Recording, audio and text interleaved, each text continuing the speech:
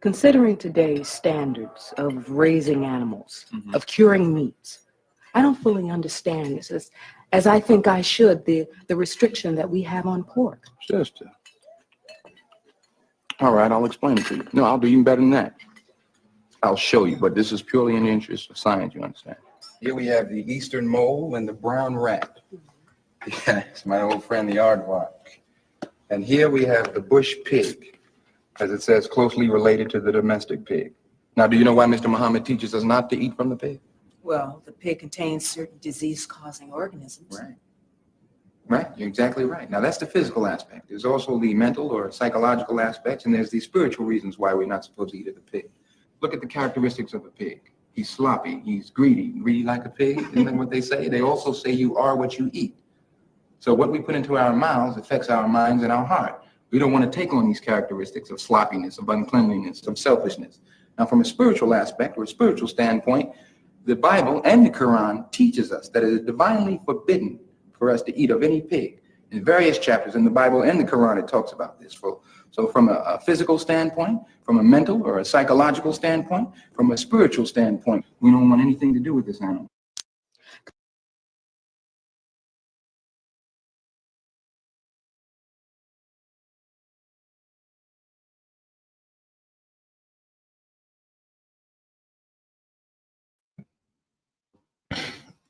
Yo, what's going on, everybody? Gabriel here, NPC The Game Live. It's a rainy Friday here in the back rooms of Taiwan. Good to have you. What's going on, Shadow Buddha, my brother?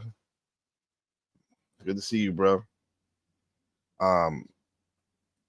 Caucasian Sasquatch. What's up, brother? How goes it, man?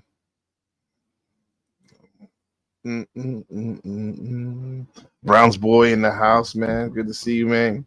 Yeah, that was race murder. Yeah. Come to find out that race murder, what's his name? Sway Lee from Mississippi. Yeah, he actually ended up producing a lot of songs that we liked in the last 10, 12 years. It's like Travis Scott and Miguel, all those people. What's going on? Wheels, good to have you. Good to have you.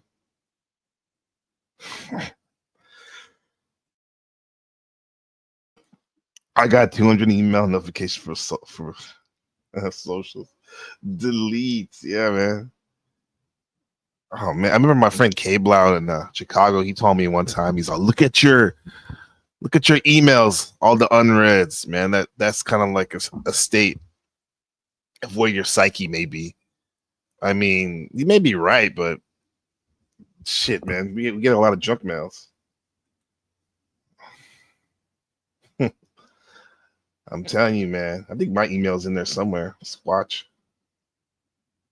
Wheels, good to see you. Good to see you out there. And we're doxing. And no, we're not doxing. I meant to say that because I like saying where people live because it shows you like all the people I know. In a sense, my network. It's kind of cool. What's up, Wheels, out there in the Midwest? Lady Luck, good to have you. Milan Down Under. Always a pleasure. That background was pretty sick on that video. Pixel T, what's going on out there in Cali, my home state? No, Georgia, no fears, man. I've been there one time for a wedding out there in Lithonia. Well, the wedding, I think the wedding was actually in it wasn't in Lithonia, yeah, it was. Then we were in Marietta, Atlanta. Yeah, all over the place. Constitutional carry. Yeah. I forgot about all that over here. Lithonia, yeah. LeBron James. Atlanta's nice. Atlanta was the bomb. I had some shit. Hey, Sasquatch, I never asked you. I know you probably been here before. How was Freaknik when you went? How was Freaknik when you went? Yeah. You probably got that Scorpio energy. Aquarius Scorpio energy. But yeah, hey everybody. Donations are always welcome. I'm good to see you. Yeah, what are we doing right now? We're doing this Morbid Facts Volume 3. You know, we're gonna go over the freakish, yeah. We're gonna go over this this guy we were introduced to, we unlocked, named Conspiracy, who makes these videos called Morbid Facts. And they're all about, morbid facts, death, and close calls, right? And I'm really enjoying this series, this daily astrology forecast, where I link up what I think is a good way to look at your personality on default astrology, and try to make some sense out of it in the real world we're living here, in which I call squish reality. So, okay, let's get real. Anxiety, uncertainty, in that feeling that something's off. This is basically Scorpio rising, right? Or anyone that has a high level of cautious behavior when they're assessing the situation. The reason I say Scorpio rising is because Ben, when you're older and you listen to this, you are Scorpio rising, so you may feel this. But so yeah, there's a lot of uncertainty out there, and if you have that Scorpio rising, you definitely have a tendency to be anxious and scanning the room. This is why, like for me, when I started dealing with existential psychology, which for me basically was the philosopher's stone, as an anxious overthinker with trust issues. Existential psychology, that sounds like heavy, but it's like therapy. But you're wearing all black and quoting Nietzsche. It's basically psychology's way of saying, yep, life's weird. Nobody really knows why we're here.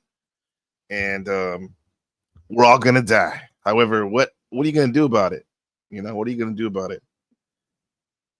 And I really think it's not about pretending about things are fine. It's about facing the chaos of life with style. Like my man here, Gary Baxter, in the house. Good to see you, man. Good to see you. Aquarius in the house. Absolutely. Those are the geniuses of the zodiac. They're very close to the source code. What's up, Markella? Wheels, you going through it? Oh shit. Yeah, Wheels, I hope you get your chair soon. Putting some prayers up for you. Yeah. And yeah, thank you, Markella. Buy me a coffee. It's always there. The YouTube donation app is always there. And let's get into this Morbid Facts right now. Morbid Facts, part 265. When he was 12 years old, Lil Wayne tried to take his own life by shooting himself in the chest because his mother didn't support his rapping. Luckily, heavy. She didn't support your rapping. I'm just mad when my friends won't make a comment on my video. Man, not anymore. By the name of Uncle Bob came to his rescue after several officers stepped over him. The rapper has cited this incident as the reason why he loves cops and doesn't believe in racism. Al Capone is the reason why milk jugs have expiration dates. After his little niece became badly sick from spoiled milk, the powerful gangster lobbied aggressively for expiration dates to be put on milk for the safety of children and pregnant women. Damn, I never knew that, man. Shout out to Al Capone for that. And I didn't, I was a child at one time. I was never a pregnant woman, but the expiration date has helped me.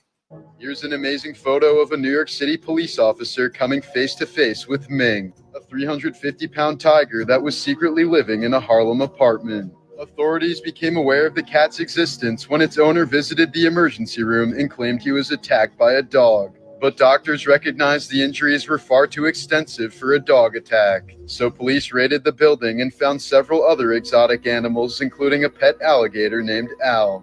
Morbid Facts, Part 266. In 2019, a 7-year-old Indian boy was admitted to the hospital after complaining of severe jaw pain. Doctors were astonished to find 526 teeth in his mouth as a result of an extremely rare dental condition.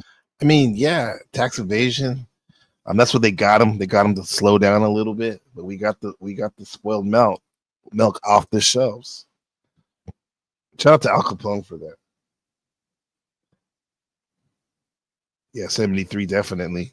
Those dog maulings ain't no joke.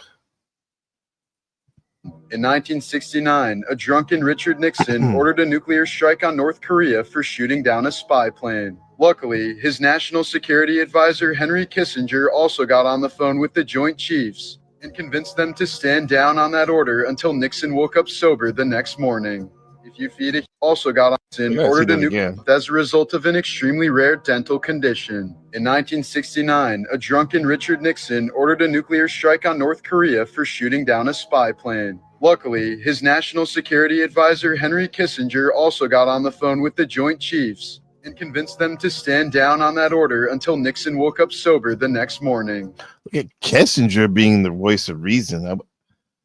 I mean, he's played out as a bad guy in the paranoid awareness conspiracy theory truther world, and maybe he is, but I think he made the right move right there. 40 extra teeth. Sound like a dolphin, man. Yeah. Capone ran into the soup kitchen. Yeah, he did some good stuff. People do good, man. Under the Nino Brown Act from New Jack City. A lot of times the gangster, the kingpin, he has more respect than the municipal government or police. Tricky Dick Nixon. If you feed a human body to pigs, they will eat just about all of it except for the teeth. Several murderers in rural Usually I don't drop the link so soon, but we have a distinguished guest here. Ladies and gentlemen, ladies and gentlemen, Richard Nixon's ghost in the background. What's up, man? I think this is right up your alley. This Morbid Facts. Yeah, one shotgun. I am that guy. I have probably watched all of these. I've read all of the cases, probably most of them at least. But no, the chick that had the extra teeth. I guess I was about 25. I'd moved in with my cousin as a roommate, and his girlfriend comes in. She's complaining about her teeth hurting. Home chick ends up it's really funny because the front two teeth were hurting, and 3 days later, she ends up in an accident, knocks those two teeth out. Mm-hmm. But it wasn't even a bad accident. She just bumped her mouth against the back of her hand, and they popped right out. A couple of days later, she's got two teeth coming in. These were her adult teeth. She was 22, 23 at the time. And she's like, that doesn't make any sense. And I'm like, are you sure you didn't just lose two baby teeth? And she's like, no, they were full adult teeth. And I was like, okay, you need to go to the dentist. She's like, what are you talking about? I said, a third set of teeth is not impossible, but it usually comes along with other things. Go to the dentist, get an x-ray done. And she went and she had 40 teeth buds all throughout her jaws, upper and lower. And and they kept her. They put her in the hospital for a couple of days, and they didn't take all of them out, but they took a whole bunch of them out. And when she came back, she was all sewed up, and she walked in and wrote down a note and said, "How did you know?" And I said, "Third set of teeth." See, there are two things in history that we know: the people with extra teeth are evil. Giants with 6 fingers and 2 rows of teeth. Yeah, that's what she is. But also the people that download from the ethers that information to tell them are evil as well. So how did you know that? No, because how did you know that? Was it all your reading and stuff? Yeah. How the fuck? Well, I mean, the redheaded giants with 2 teeth and 6 fingers and 6 toes is kind of a common thing. And the Anunnaki and I guess that's the evolutionary for a human. That be a bonus thing, but I would think that would mess up your sinus cavity, huh? I could do some issues there or some other places. It's not a good thing. This particular congenital, it's a congenital defect. It's not genetic. It's just something that for some reason sometimes happens. Well, Markella says her son's evil and he has those teeth too. Laugh out loud, yeah. The problem is that in just about when you've got that many masticular growths, they're all a bunch of bone buttons that any one of them could become a tooth at any point in time is the problem. And if you take a direct shot to the mouth on something, any type of tiny little bump of an injury can trigger cause it to one of those to start being a tooth. Wow. Yeah, that's the problem. It's evolutionarily, as long as everything works fine, it's like a shark. They'll just rotate them suckers out and your teeth will come out fairly easy. It's not a problem. But if something happens and you receive an injury to this area, next thing you know, you got teeth coming out your ears and stuff. Look like a mother alien. A little Ben, my son, he woke up this morning and said, "Dad, my tooth is loose." Well, he's only 7, so that's what it's supposed to do. Yeah. Hey, Hormax or Max Extreme, good morning, good evening, good afternoon. Yeah, I didn't get your email till yesterday, dude, so I didn't get a chance to tell her. Markella, I have a link for you from Max. Okay. I just noticed your Teen Phil hat, dog. So do the people in the chat. Yeah. Very, very nice, huh? Very nice. Let's see this. Areas have used this fact. Nixon got on the phone with the Joint Chiefs and convinced them to stand down on that order until Nixon woke up sober the next morning. If you feed a human body to pigs, they will eat just about all of it except for the teeth. Several murderers in rural areas have used this fact to their advantage. Oh yeah, we saw that in Deadwood. Woo's pigs. Remember that? Snatch.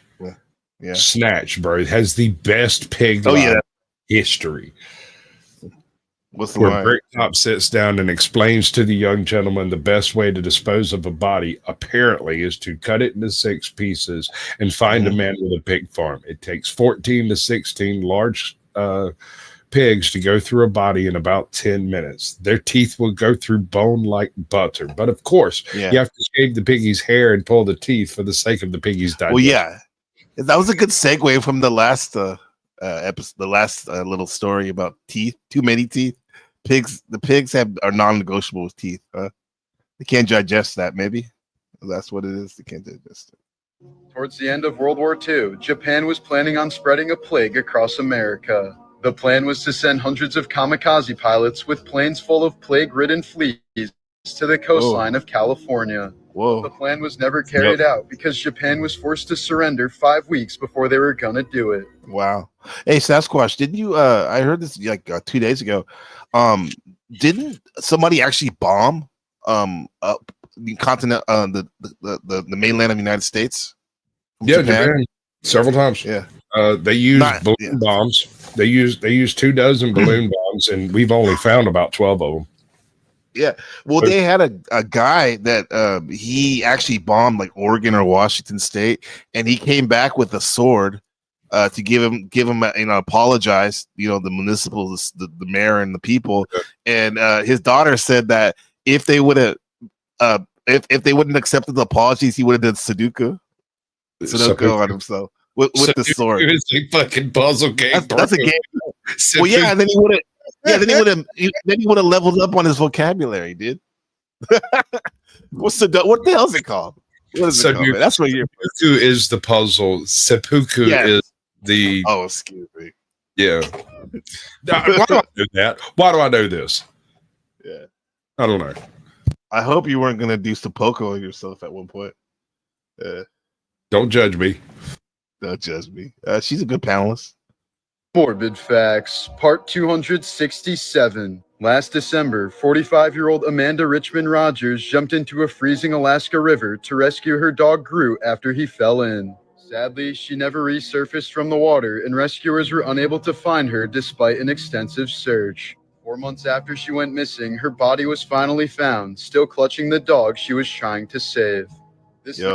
Oh man, that's a beautiful story. Tragic. 1997 photo of first of all, how's that dog you got over there? Is he getting big? No, he's actually doesn't seem to be getting much bigger than he was. He's about 14 pounds. He seems to have kind of leveled off at that. I don't think he's going to be a real big dog. Okay. On the other hand, he will chew through anything. Yeah, they want to see what it's made of. Then he just wants to tear it into little bitty little pieces just the size of his mouth. Everything. Oh, yeah. Like he manifests paper towels in his mouth, bro. It is weird. Paper towels. Oh my god! My science class, we just grew some green beans from paper towels. Your dog would eat them, huh? Green beans and all, paper towels. Yeah. No, he's more OCD. He tears them into little bite-sized pieces and leaves a pile. He doesn't actually eat it. Oh wow! What's up, Wheels? You got a Hey, puppy over there too, huh? What's up? Sasquatch, good to see you again. What's up? You said what's up, man? You got a puppy, right, Wheels? What? You got a dog, right? You were saying? Oh, yeah, but she ain't gonna jump in no river. She's afraid of water. Afraid of water, yeah. I don't know if my dogs are afraid of them. They just don't like. They don't like it. We threw them in the ocean before, though. Texas tornado is often referred to as the dead man walking, in reference to a chilling Native American myth about how such a sight meant imminent death. This tornado went on to kill 27 people, reportedly leaving the dead mangled and unrecognizable. What is that? That's the El Reno tornado. Mm. And what makes it look like it's walking is it's multiple vortices. Oh, it does look like it's walking. Yeah. Okay. If you research it, you can find videos of other dead men walking tornadoes, and it really literally does look like it's walking. It's really freaky. Yeah, I haven't come in contact with tornadoes. Just I'm an earthquake guy from Cali. And now a typhoon guy. Bro, typhoons. All right, we deal with hurricanes yearly. Typhoons are the same general ball game. Same thing. Yeah. Tornadoes off of typhoons, just like you get tornadoes off of hurricanes. But here, because of the shape of the mountains, we get an absurd number of tornadoes that sometimes aren't even documented.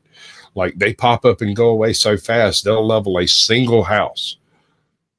That's crazy, man. Roof and gone. Man. There's some supernatural stuff going on over there. Stone Mountain.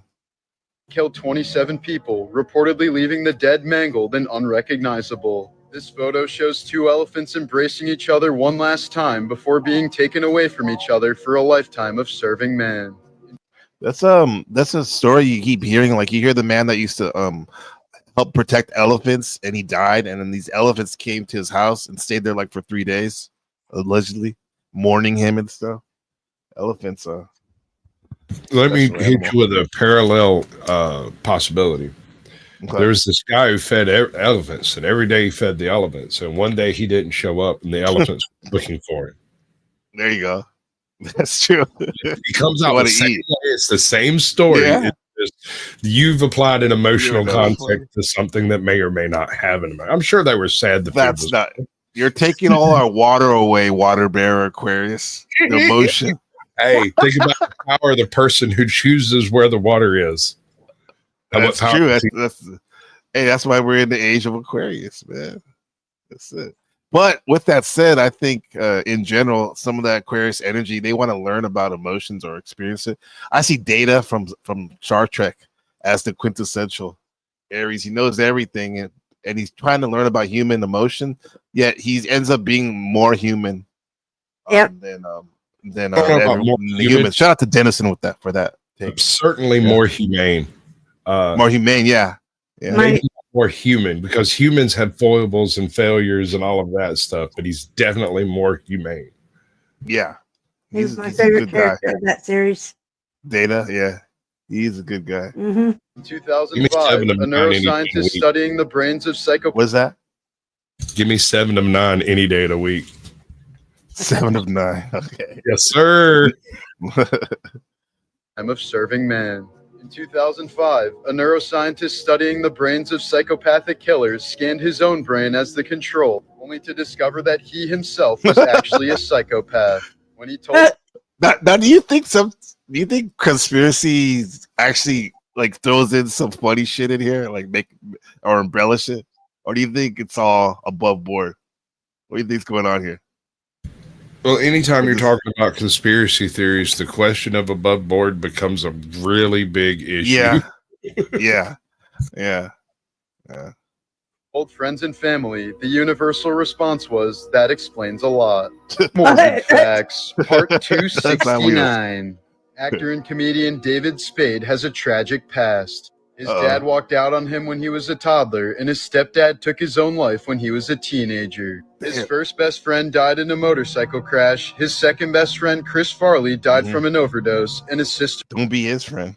sister-in-law, Kate Spade, took her own life. Not to mention, David's own assistant once broke into his home and tased David while he was sleeping, forcing Spade to grab his shotgun and threaten to shoot. In 2012, Hold on. Okay, so I'm starting to see a pattern. Stay with me. What's up, Rex? Oh man, There's one common element amongst all of these tragedies. Mr. Spade. It does Ace seem of to me, Spades. yes. Yeah. What the hell's going on with him? Shit. I'm telling you, don't be his friend, man. And not to mention, what about the women in his life? What happened with them? That probably was fucked up. That wasn't mentioned in the video, so I would suggest we don't speculate too much. Right. sleeping, forcing Spade to grab his shotgun and threaten to shoot. In 2012, Dutch taxidermist Bart Jansen turned his dead cat Orville into a functioning drone to pay tribute to the cat's love for birds. Do you co-sign on this, Wheels? That's a little too much. Okay, so from an ownership perspective, it's his cat and his drone, and I don't see the problem. Yeah. I mean, you're sitting at the park with your kids or whatever, your honey, and you see this thing fly by. You fly by. I'm good, man. I'm good. You're good. Yeah. Jansen has since launched his own animal drone company that turns family pets into flying machines. In the original Friday the 13th, an actual snake was killed in the scene where one was found in the cabin. The snake's handler, who wasn't told that the snake would be killed for the movie, was incredibly upset and had to be held back by crew members when it happened. That's messed up, man. Morbid Facts, Part 374. Jeanette McCurdy has described the relationship she had with her mother, Deborah, as both emotionally and sexually abusive. When Jeanette was 3 years old, her mother was diagnosed with breast cancer and underwent multiple surgeries and transplants. As a result, Deborah would perform routine vaginal and breast exams on Jeanette and never allowed her to shower alone until she turned 17. This sounds like the Sissy SpaceX mother on Carrie or something. Oh, yeah. Yeah. Dirty pillows. Living in poverty, her mother forced Jeanette into acting when she was 6 years old to financially support the family, and because Deborah had always wanted to become famous herself. McCurdy says that her mother was obsessed with making her a star and introduced Jeanette to a calorie restriction once she turned 11, leading to various eating disorders that Jeanette still struggles with, including anorexia and bulimia. McCurdy says that she refused to appear in the revival series of iCarly, only because she didn't want to be reminded of her mother's abuse during the original show. Wait, that's her? She's iCarly? She was no, she's the side chick. A friend? The best friend. Okay. All right. Just last year, Jeanette released a book with the title "I'm Glad My Mom Died" 9 years after she passed away from breast cancer. I didn't know that. Damn. Savage. Yeah. I think I played this last time when I played it. Yeah, she has the same birthday as me, same day, same month. Brittany Murphy, November 10th, 1977. Part 375. Actress Brittany Murphy and her husband both mysteriously passed away from pneumonia and severe anemia in their home only 5 months apart. Murphy's mom believes both of them were victims of toxic mold. Jonah Hill had to be. Come on, guys. I need help with that one. They both had anemia, and what did they say? Anemia and pneumonia.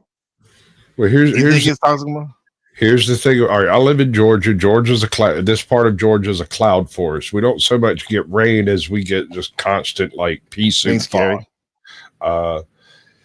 Black mold does really weird thing when it becomes a lot, right? So a little patch here, a little patch there, you'll have some sinus issues, you'll paint over it or whatever, it'll go away, fix the leak, you're good. when a structure becomes significantly infested with black mold, there's not only no getting rid of it, attempting to get rid of it kills the mold, and the mold can feed on itself. So what you end up with is clouds of spores, and the pneumonia that you get is a byproduct of the spores trying to propagate inside your lungs. And the anemia that you get is a byproduct of your body constantly producing the antitoxins that go along with those spores, right? So if you're not eating the right type of diet, if you're not a healthy person in the first place, and sometimes even if you are, after a couple of years of living in that type of environment, you just wear down. Your ability to resist the toxins fails. Damn, that is that makes a lot of sense, because I always thought, drugs or something like that, but man, they could have been living in a beautiful old house in the Hollywood Hills, but they, like you said, they could have been painting it over, in a remodel or something. Well, and the thing is once you've got an infestation of black mold, it's always there for the rest of eternity, right? You can't really get rid of it. There are companies that come in and do that, but all they basically do is tear down everything that's obviously infested and rebuild. It's extremely expensive. What most people do is go get mold killer and put it in the paint. And you paint over it, and you paint everywhere that stuff pops up, and you do it again a couple of years later. And for the most part, that'll take care of most of your infestation issues. The problem is when the original problem that caused the black mold wasn't properly fixed, and it becomes a problem again, and it basically propagates the mold deeper and deeper into the substructure of the house. You get that stuff in your basement, and you're about done. Gary Baxter. Now let's another scenario. If we move further away from Occam's razor, they were unalived. Have you heard anything about that? Nope. Okay. I think I heard whisperings of it back when her husband passed away, but that's been years ago, and I ain't heard anything since. Yeah. Well, rest in peace, Murphys. Hospitalized while Phil believes both of them were victims of toxic mold. Jonah Hill had to be hospitalized while filming The Wolf of Wall Street after snorting too much fake cocaine. So you're saying he probably would have been better off sniffing real cocaine, right? Hold on. Right? Well, hold up. Wait a minute. Something don't sound right. What's fake cocaine made of? That's what I want to know. What were we using? What was it? Powdered sugar? Or are we talking about a little bit of some coffee creamer? Like, what are we talking about here? Well, my friend Shift was saying, like, when he was, he was a club promoter in New York. He wasn't, but he didn't do drugs. Which is, I was surprised if you're a club promoter. And he didn't do any drugs, but he said he was at the strip club one time, and he knew that a lot of the women, they like cocaine, so they would do their cocaine. And he said he would bring his own, but it would be creatine. He would sniff creatine. First of all, ew. Yeah. Why not just have the balls to say no in the first place? I mean, there you go. Yeah. I'm not even a huge. I mean, I understand why people do it, but when people have, like, what is it? There's 0% alcohol beers, the O'Douls or whatever. That is a level of conformity I'm not comfortable with. No. Yeah. Give me the real thing, not the fake shit. I don't have a problem if you like the taste of water. Drink water, because that's not water, bro. That's clean water with beer flavoring. I don't get it. It's what beer drinkers drink when they're not drinking beer. Dudes. Be hospitalized while filming The Wolf of Wall Street after snorting too much fake cocaine. In 2021, an 82-year-old man from Austria had the wrong leg amputated during surgery. He was told he would still need his other leg amputated as well. The hospital said the incident occurred as a result of a sequence of unfortunate circumstances. Nice. You think? Try that one in court.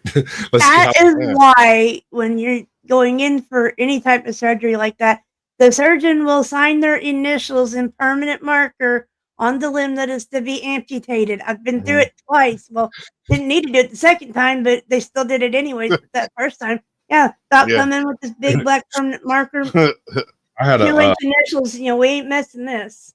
Right. What's up, Max? surgery done on my left arm, and while they were like doping me up before they got me in there to like do the gas, right? They had hit me with a shot and they gave me some pills, and the next thing I know, I'm fruity as a fruit cup.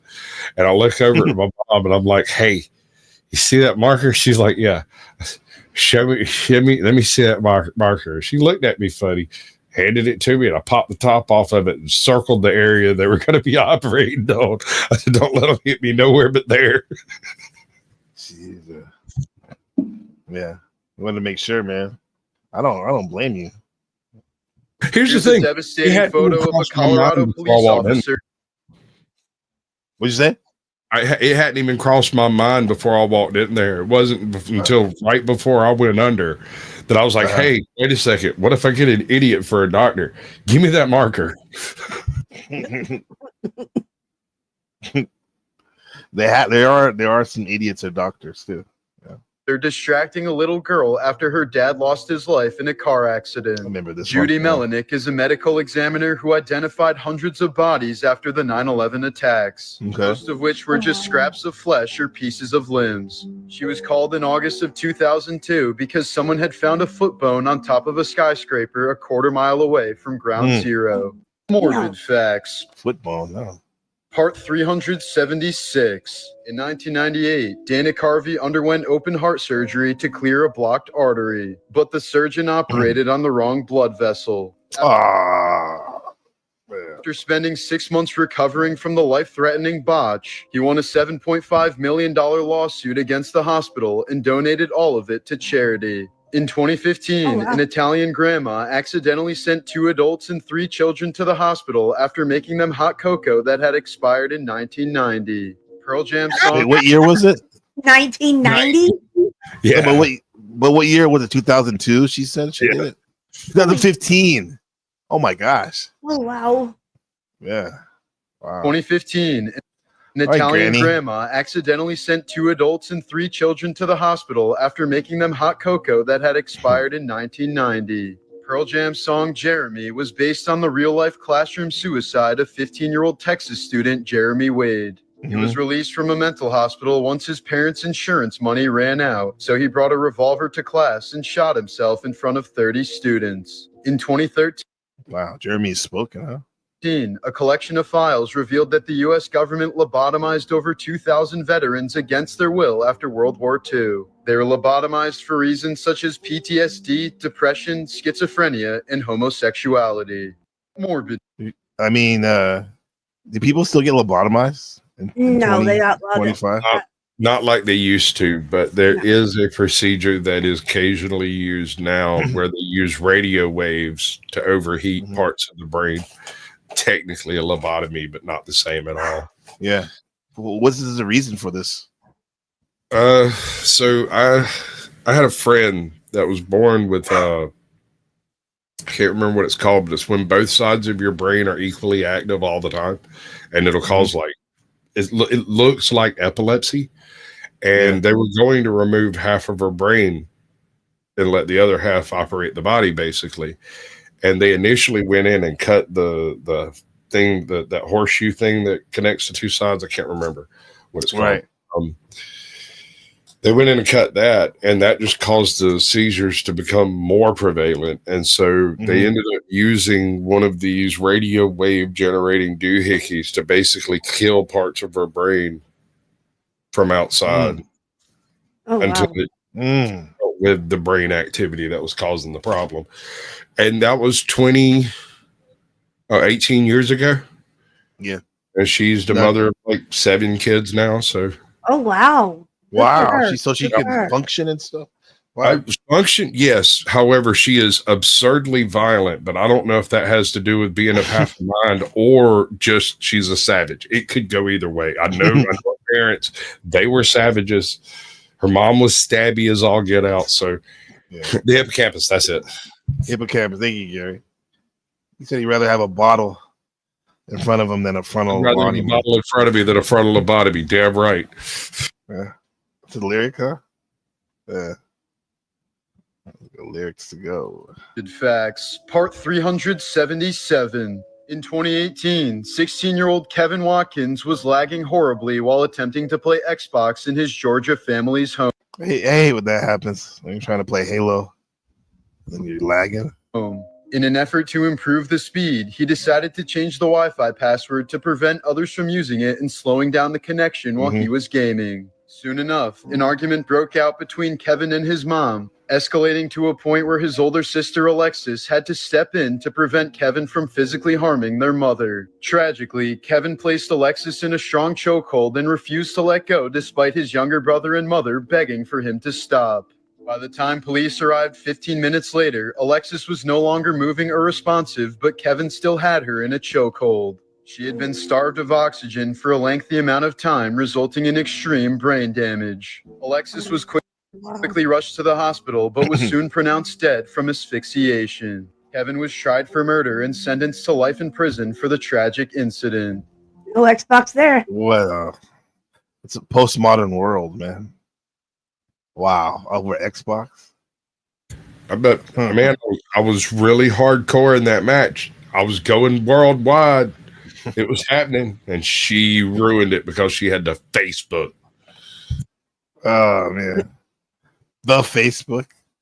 Did you now? Does he get a? No, this is wrong. This is wrong. I said, does he get an extra kill on the death match? Oh, that's cold. That's cold. Anyway, let's move on. Morbid Facts, part 370. In 2010, the teenage daughter of Michelle Kalina came across something horrifying in her mother's closet, the decomposed remains of 5 babies. Over the course of 14 years, Michelle gave birth to at least 5 children, ending their lives immediately after they were born. What? She was sentenced to between 20 and 40 years in prison. When Frank... Wow. Yup. That's We had a lady here, and this is absolutely absurd. And she lived like a couple of counties away from me. I didn't know her or anything. She had a wedding cake box in her freezer. And when she would move the box with everything else. And I mean, like, she has kids. She had a husband. He died. Most of the kids end up dying of old age or whatever, car accident, stuff like that. One of the grandkids come in when it's time to put her in the home. She goes to the home. One of the grandkids come to clean out the stuff, and they found a fetus from, I think, 1954. Holy. In the wedding cake box. It was apparently her firstborn child from when she had gotten married. And apparently she just never told anyone about it. No one knows if the husband knew. No one knew nothing about it. They just were not permitted to mess with the wedding cake box. It was a permanent picture in the freezer. Wow. That is and she was married too, huh? She was married, had buried her husband, moved in with some of her kids, transferred housing a couple of times. And at no point in time did any one of those children get up enough gall to open that box. It was apparently taped shut, and she would freak out every time anybody messed with it. So here she is in the home. And the question of murder comes up because this is a 60 some odd year old crime that has obviously taken place. Yeah. Right. But I mean, do you think anybody's gonna prosecute them? She wasn't prosecuted. She was like, I think she was charged and charges dismissed. I mean, she was on chemo last I heard. So she probably already did. Yeah. She's like a sweet woman. And she goes, "Don't touch that. Yeah, touch that box." Yeah, it was apparently a significant enough change in personality that no one in this woman's life freaked out near it. Yeah. Zappa was a child. He always played with the mercury that his chemist father brought home from work, often covering his entire bedroom floor with like Wheels. You didn't do that, Wheels? No. No. Come on, but childhood exposure to mercury. Madness is fine. It makes you a damn fine songwriter. Mercury is now known. Mercury does actually it's up there for communication and in artistry artistic skills. Caused prostate cancer as an adult, which Zappa would end up dying from at the age of 52. In 19... Wow. Hey, what's up, Max Vision? How's it going? How's it How going? you doing? Hey, Good to Max. see you, man. Yeah. See your wheels squat. Yeah. How's it going? That's some sick story about the old lady. You know, Yeah, that people was have, pretty like, sick. psychotic breaks at one time in their life, and then they end up doing something weird for the rest of it. Never come back from it. Yeah. Yeah. Lead poisoning does a similar sort of thing, but it's a little different. One of the issues with lead poisoning is it will fill in the little holes in your bones, right? And you can't produce white blood cells, but you can produce red blood cells, right? And so you'll have an overpopulation of red blood cells that looks very much like an HIV infection. Oh. Wow. Wow.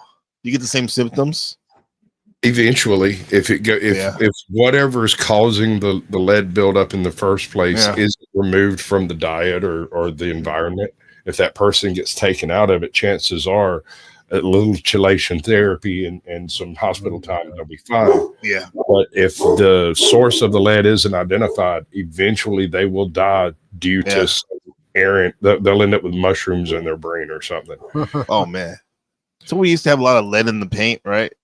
Yeah. A lot of lead in the paint. The sweetest paint chips comes from right up under the sill.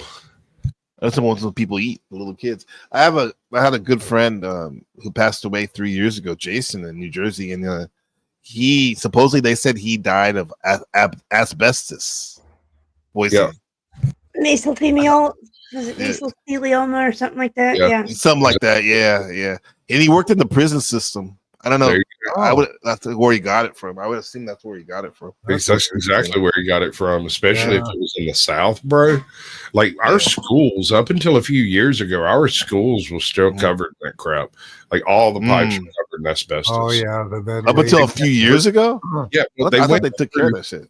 Back in like the 80s, when I was in school, they went through all of the local schools and were pulling out all of the asbestos. And then at some point in time in the intervening few years, it was decided that it was less expensive to build an entire new school capable of dealing with the modern student population than it was to remediate the old schools into a larger footprint. Yep, I remember that. Yeah. It's tore them down, huh? Yeah. Yeah, Jason just had a baby. It sucks because he just had a baby too, man. Like a year, 10 months after he had a baby, he passed away, man. It was tragic, man. Good guy too. Rest in peace, Jason. In 78, over 2,000 students from Pennsylvania tried to set the world record for the largest game of tug of war. But instead, the 2,000-foot rope snapped, releasing several thousand pounds of stored energy. Nearly 200 students were wounded, 5 had their fingertips severed, and hundreds more received second-degree burns. Morbid Facts. Wow, man. They take that seriously in Asia, these tug of war. They call it sports day, where they honor their school, and they have like track and field and tug of war and stuff like that. Back in the day, we called that field day at school. Oh, that's what it is, field day. Okay, Yeah. I see. Yeah. What's going on, Joe Cool? Joe What's Cool. going on, man? What's up, guys? That ain't the only time a rope snapped. People have got snapped in half, cut in half during that tug of war somewhere else. Like 20. A boat, like a ship docking, or like the something? same way the ship, but they had like trying to break a record somewhere. It was the first time I heard it. I'm probably still in ground school or something. They was trying to break a record, so they probably had hundreds on each side of the rope, and it popped like a fucking cable or something. Cut a bunch of people in half. Yeah. That's one of the deaths they attribute to Disneyland on the not Queen Mary, but one of the Delta ship, the riverboat, right? Not riverboat, but it's that southern. That jungle boat cruise thing or whatever. No, it's not that one. It's the one that looks like a casino boat. And anyway, like the torque on it was so strong on that rope that was docked to the pier, and somehow it got loose or it snapped, and it just took somebody's leg off. Ooh. Cut it in half and then killed somebody else. Yeah. Every year, Morbid Fact. Can y'all hear me and the crazy dog? Yes, Yeah. Every year, a couple of people die a year from trying to pull vehicles out that were stuck and using equipment for the wrong situations. Yeah. Oh, yeah. In half a second. Yep. Yeah. Mm-hmm. Facts, part 331. On one night when Charlize Theron was 16 years old, her drunken alcoholic father was firing bullets into the door to her room, threatening to kill her and her mom. While he was reloading, Charlize's mother grabbed her own handgun and killed him. The shooting was ruled as self-defense and she didn't face any charges. In 17 Did you guys know that about her? No. I did not know that. No. Yeah, look at that guy. That's a South African dude, huh? She's from South Africa? The shooting was ruled as self-defense and she didn't face any charges. In 1704, Sir Isaac Newton predicted that the world as we know it would end around the year 2060. He believed humanity would then progress into an era of divinely inspired peace. Yeah, right. That's random. And the little remnants that are left, or what? You know. We went the other direction, by the way. You see that cat's the elite. The elite. That cat's a big cat that hunts people. They don't always bite and kill initially. Sometimes they'll do like they do with rats and like lay on them. And one of the things they do is lick the feet of the victim. Because you know that if they take the skin off the bottom of your feet, not only will you bleed and struggle more, but if you try to run away, they can just follow the blood prints. Oh, that's smart. You know what I think of? Like a game. Yeah. Yeah, that one, I really don't believe that was Sasquatch, and I know you're brilliant. I don't believe that that's so smart that they're sitting there thinking about lick his feet and then he runs again. No. They lick his feet because it makes them fight and try to get away, and it's a game. They play with it. And that makes more sense. That if they try to run away, their feet are bloody, and it leaves a perfect scent trail to wherever they're going. And I'm told the reason that tongues aren't like that is because most big cats, if you ever notice, they lick the fur off of the thing before they eat it. So they'll kill a deer, and their tongues has got so much of them shits on it, they can just lick it, and the fur comes right off, and then they can eat it. Yeah. There was also a tickle torture where they used to tie you up, or culture, and they have animals lick your feet. Yeah, I read that it was effective. It don't see how, but I read it was the worst. Yeah. I used to hate it when my cousin would do that. She tickled me. I almost felt like I had to pee my pants and shit. I just read that NPC a couple days ago. Yeah, I just saw it too recently. His tongue is so rough that it can lick your skin off with only a few licks. At over 3,500 years old, the senator was the name of the oldest bald cypress tree and the 5th oldest tree in the world overall. But it was accidentally burned down in 2012 when 26-year-old Sarah Barnes lit a fire inside the tree to see the meth she was about to smoke. That'd be best. Smoking. That'd be best. Did that surprise you the way she looks? Yeah. Sasquatch, what's that tree you're always talking about? Not always, but I heard you bring up in the South that is basically it's extinct or something like that. You around Sasquatch? He's one. I think he's meditating. 6-year-old Sarah Barnes lit a fire inside the tree to see the meth she was about to smoke. Morbid Facts, part 333. In 1968, radical feminist Valerie Solanas attempted to assassinate Andy Warhol. She shot him in the liver, spleen, lungs, and stomach, leaving him in a corset for the rest of his life. The woman turned out to be a schizophrenic who called for the extermination of males to create a utopia for women. He killed Andy Warhol. He's like so masculine. Today she'd just be considered woke somewhere and fit right into society. Right. She was wanting to create a utopia for women for a single generation. I remember like last time I was in America, I went to Pittsburgh, that's where my wife is from, and we went to his museum. He's from there, and I was holding my son. He was like only like 8 months old.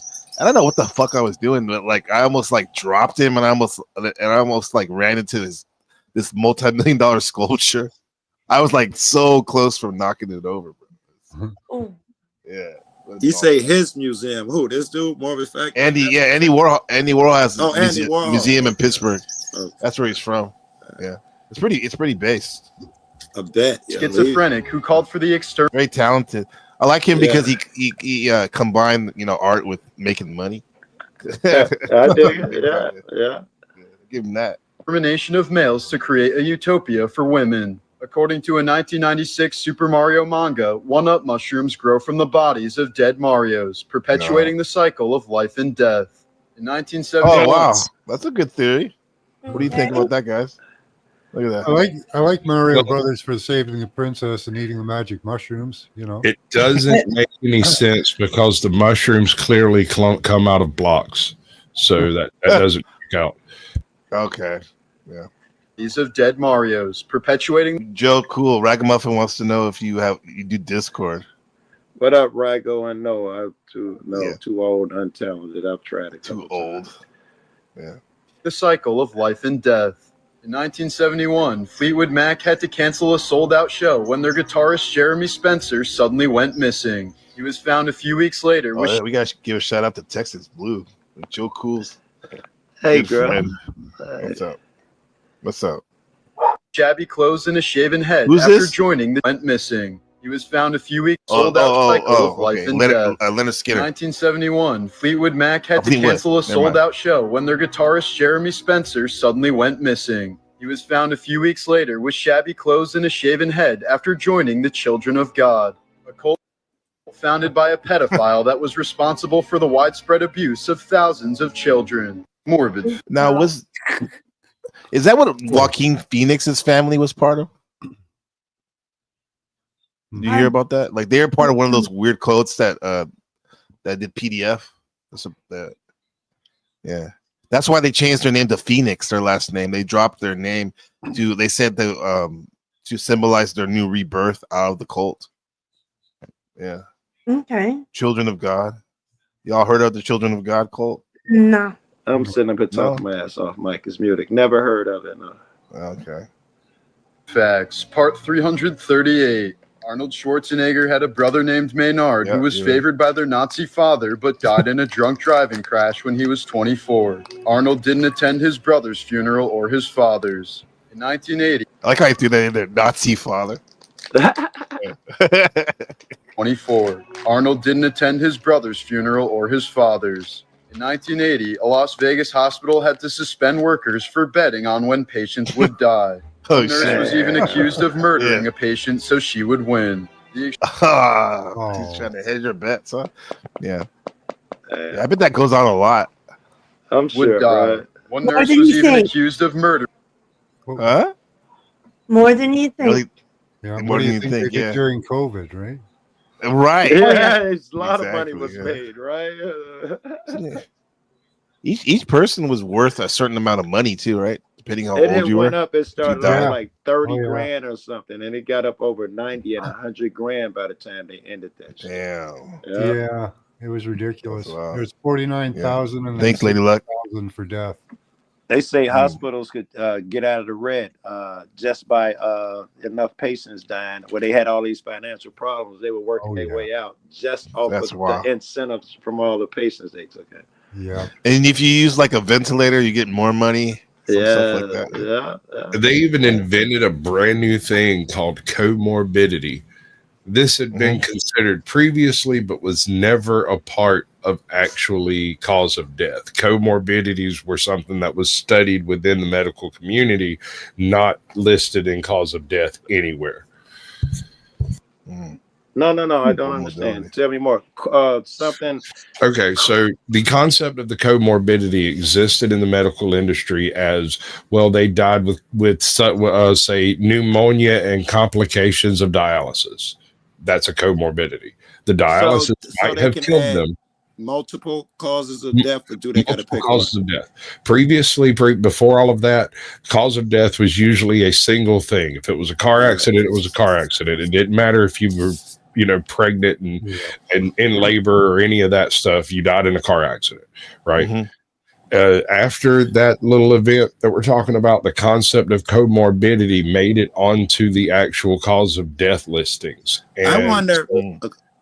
It became comorbidity of like car accident, and he tested positive for the All right, definitely. This is what I'm thinking about. Then a lot of doctors were wanting to quit. They say it was immoral because before that happened, it was illegal to give something other than the cause of death. Now they're being asked if anyone come in sick, or even in some cases motorcycle accidents, if he had that thing, you got to call it that. And the doctors wanted to quit when they first ordered them to do that shit. That's why the comorbidity thing was actually put on the paperwork, because doctors weren't willing to lie about why someone died, but they were willing to say, well, they died of this, but there was also that. Yes, that's like Yeah, I appreciate you too for using the TOS. Not saying the word.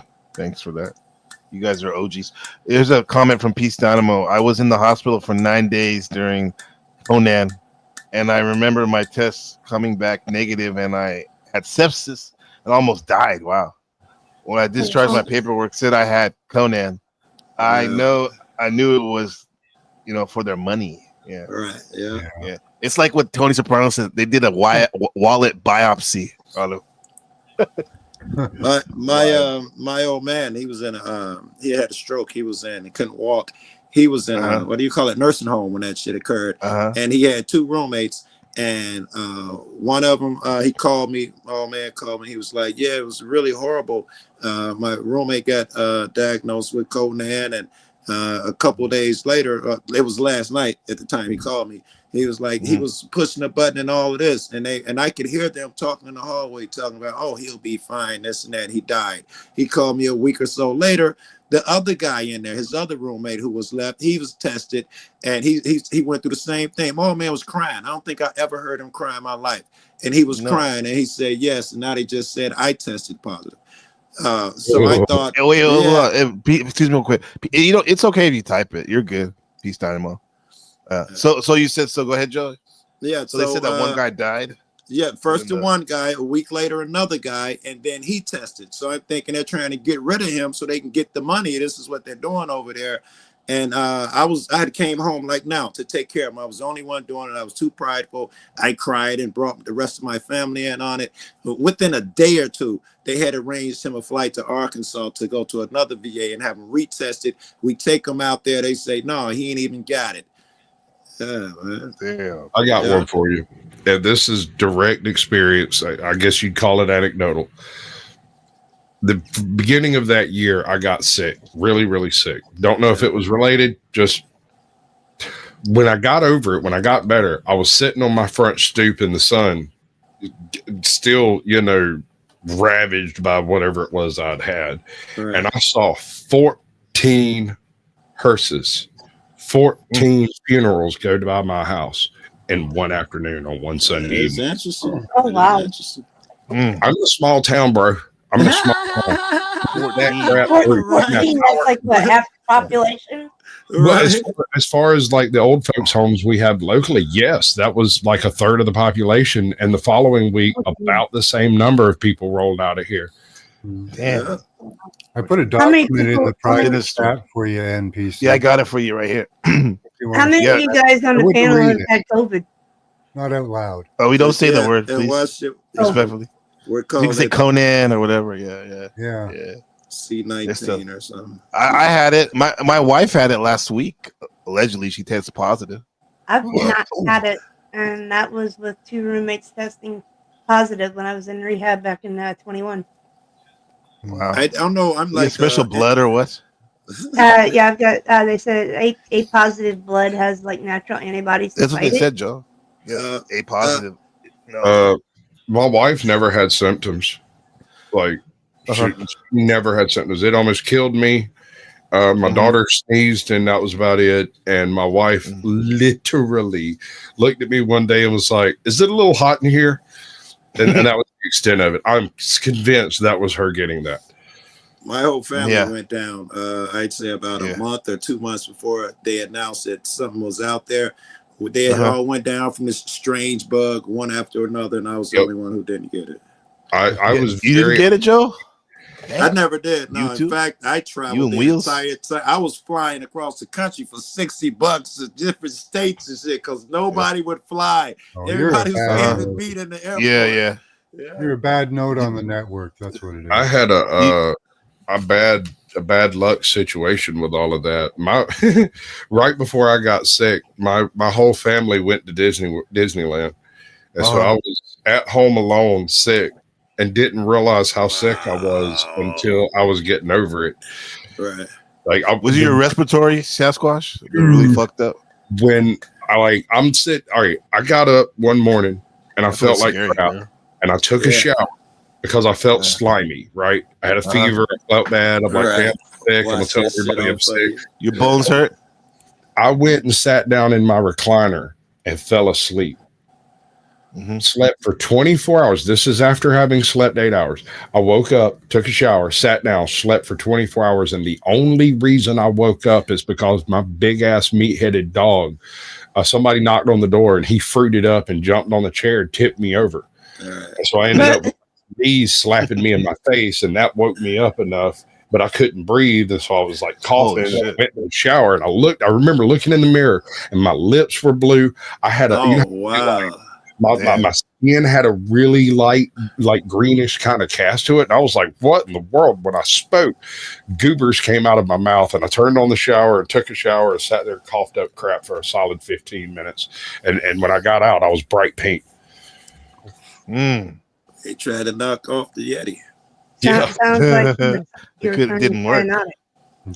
Yeah, too strong for you. Yeah. What is this, Max, right here? Well, this is possibly the true origin of Kelowna. Okay, I know her. Unfortunately, yeah. See, we're all parts of the network. Unfortunately, we're the network backbone, and what they're doing now is they're working on these nano networks and network meshes and efficient transfer of data. Unfortunately, it's through us. But this is discussed. This paper discusses an intelligent and energy-efficient wireless body area network to control Kelowna outbreak. To control it, not to monitor. I don't know what that means. Give it to me in English. Does that mean nanobots are going to fly through the air? What does that mean? Well, your body actually is used as an antenna in the network right now. They pass data through you in small hops because it's for cybersecurity. The shorter distance you can make the transmission, the better. I don't understand, or either I don't believe you. I think I understand, and I don't believe you.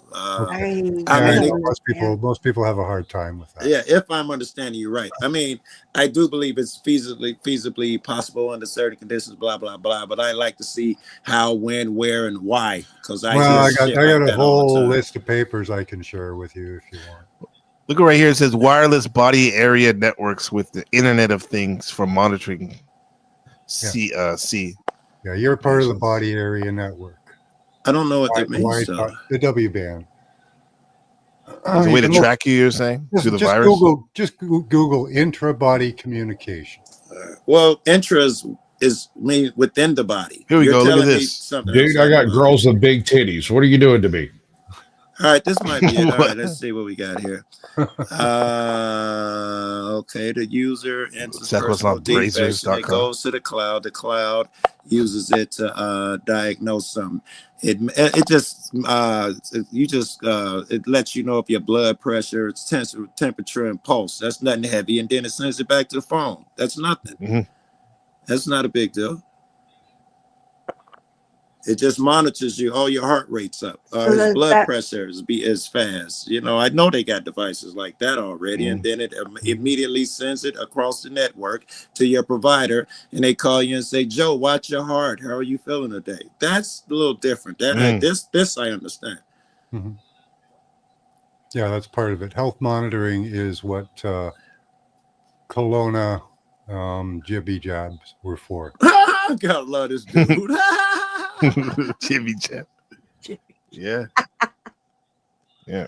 Did everyone get those? No. I didn't get it. Yeah, you did? 5 days. 5 days after I had the one and done. Ain't you the one who was just talking about you the Superman blood, and now you folded and got that? It was hospital. It was hospital protocol at the time. Because I just had major surgery, so I had to have it. But I saw people fighting, and they made them take it. If they had to be in that hospital, people was, no, they literally had police come in and hold you down and make you take it. I thought that was horrible. Yeah, this doctor at Gildy's says that it's for health monitoring under the skin. So. Yeah, I've heard of this. I've read about it. I had to take the test. I didn't have to go visit my wife when she was in the hospital, but like I didn't want to even do that. That when they put that swab up your nose, or your nasal cavity. Oh my God! Brain, basically almost. Try getting that done twice a week for 3 months. My God! Oh man, fuck that, man. Now look at this. Look at this right. I heard that they can monitor you, Max, with just wearing one of those smartwatches. They can tell your heart rate, pulse, Apple Watch oxygen. Apple Watch. They can tell so much with that because it's got an LED on it, and light communication with the body is what they're working on using for the future for genetics. But right now they can use it to test your gut biome, your brain waves, pretty much everything. In your body. I thought I was like, really? They got that fucking advanced? I thought you had to wear a suit for that. No. This plays into what I was like my broadcast yesterday about paranoid awareness. It's like what a group of us used to call when we get so deep into the conspiracies that you get it starts for some of us. Yeah, we get paralyzed by fear or we even take ourselves out of it. No. Like we just blame somebody else for it when in fact we're choosing to engage in this thought experiment because in the end we don't really know. Right. Well, at least some of us don't know if this is actually happening, even if it does look like it's the real deal. You know, because a lot of us were getting into so much that we weren't focusing on the things we actually can change in our life. You know, so awareness is one thing. I think that's what NPC is saying, that we gave up our critical thinking on our own and blamed other people. Oh, they're making me do it. I got to do what they say or whatever, and in many senses. But if they kept those critical thinking skills, things didn't add up. I know me and my friends, because we don't trust anybody, when they have a news story about this hospital that's packed to death with footage of the cars in and out, traffic fucked up. We got people in every state. We'd send someone over there the next day, the same day, and the whole parking lot would be empty where you saw all them cars. And because we're how we are, they go find an employee to ask and be like, where all the people at? It was really weird. They just told everybody who had a car to get their car and line up out here. They didn't even tell us what it was for. And then they used that as news footage, like they were flooded. These were the real stories, horrible. Yeah. But Joe, do you remember what happened when that tried to be reported? When folks reported on that, your channel disappeared. It vanished. You didn't even get a strike. You didn't even get a notification. Your channel was just strike. You'd come back to it the next day and it's just not there. Not there. Yeah. It's wild, man. What's up, everybody I know is getting hit by that shit. Right? Go that you? Yes, sir. Yes, sir. Yeah. That's good, man. Yeah, I think like Max and is definitely you're ahead of your time with this in a good way. That's what when people are really aware of this stuff. It's just that some people can't handle it. They lose it to some people. But. Max, I was gonna leave this out because I didn't want to detract, but this I think is also in what you're talking about. They've been doing stuff with I think it's Parkinson's, where they inject them with this fluid, and it's got some of the stuff that's in a jibby jab, as you call it, and then they send a 5G wave to that fluid, and it stops their trembling. And this was, I don't know, 30 years ago or something. Me and this girl looked up all the research, and now supposedly they're supposed to be able to put the stuff in you, and from a distance, which is what I thought where you were going, they can push the button and make something happen in your body. Yeah, and there's good proof of that already. So here's the issue with trying to have this conversation. There's a certain loss of integrity that takes place when people treat these types of ideas credulously, right? And it's not real. It's a fictional. What does that mean?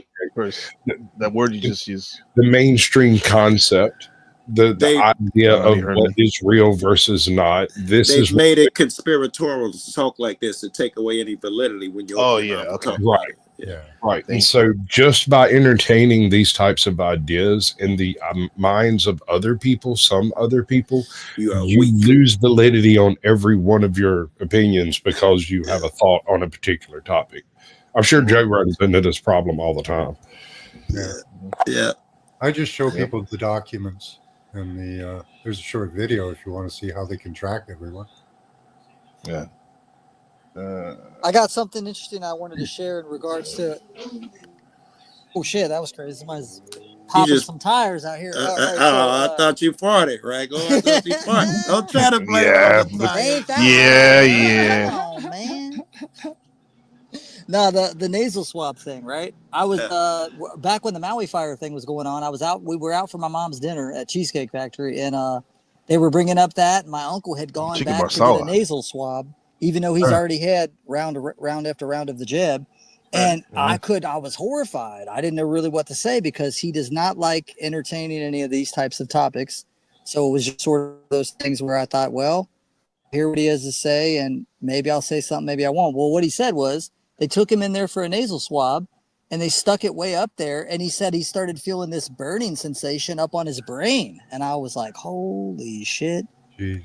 You know what I'm saying? He's one of the first people I met personally that I know that had that brain barrier, like that thing, like broken. It was like voluntary. Are you saying that he voluntarily went? Yeah, right? He voluntarily had to for like the protocol for his doctor, and like they wanted him to do it, but it was his experience of when it happened to him and how That he's was like, so I'm never doing that smart. shit again. Now that you mention it, it's so smart. Everyone who even go gets the swab, you could follow. Yeah, for sure. Yeah, for well, sure. bro, I got so much judgment when that shit was going down. I'm the only one in my entire family unit, all of my family members, locally and out of state, that did not get the jab.